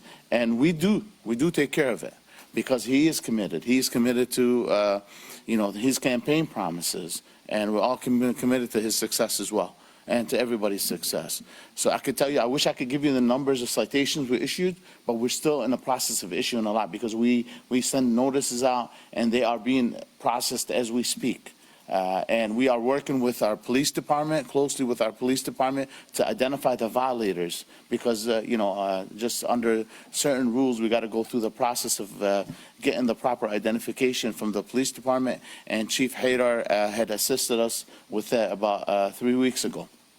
So we are working on it, and we think we're going to be catching up soon. So again, because we have to really be proactive, not reactive, and the ordinance department as well as the police, I'm sure. Thank you, Mayor. Thank you. Thank you. Any more announcement from city officials? I see none. Moving on to public comments. Please state your name, street, city you live in. You have 3 minutes. Hey, we gotta go eat. I know. Zuhair Abdelhaq, 354 Rosemary. First, I want to wish everybody and our residents happy holidays and Merry Christmas, and I hope next year it will be peaceful to all of us. Second, I want to thank the mayor for bringing... I can't hear you, by the way. When you say thank the mayor, I want to, me. I like the spotlight. I know. Thank you, everybody, for the kind words which you said about me. I consider you all my friends. Even I have sometimes, different opinions about issues, but believe me, I understand and I know how much hard work you put, and I know exactly how many hours you spend to read that packet and to make those decisions for the residents. And thank you, Mayor. Did you hear it? Okay. For the communication department.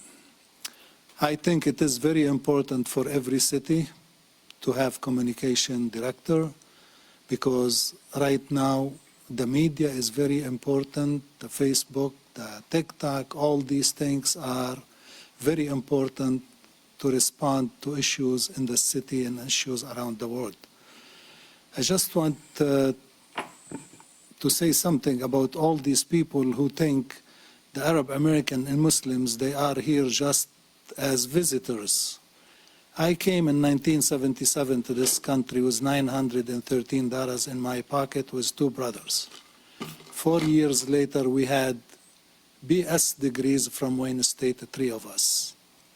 That is something, I am very proud of. And for those people who don't know anything about the community, Arabic community and Muslim community in Dearborn Heights and Hamtramck and everywhere around Michigan. This is the most educated ethnic group in the nation. The most educated ethnic group in the nation. Doctors, lawyers, entrepreneurs, educators, anything you can ask for it as far as high education, PhDs, you can find it in the Arabic and the Muslim community. And for those bigots who came and, want to burn the Quran in Dearborn and want to trash, what did they accomplish if they burned English version of the Quran?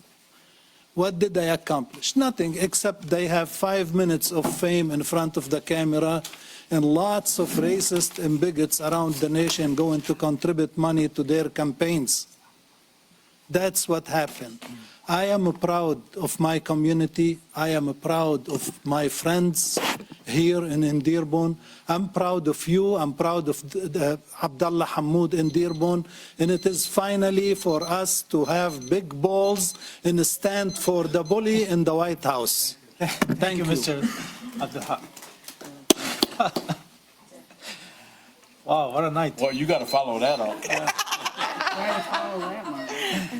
Good luck on that. Please state your name, street, city you live in. You have 3 minutes. Margaret King, Mayfair Street, Dearborn Heights, Michigan. I just wanted to shout out the DPW. When we had the snowstorm, I about fell over. I was outside with CJ shoveling our neighbors' walks and stuff, and the plow truck came by. And I was just like, I've never seen the plow truck the same day as the snowstorm, so thank you to Nancy.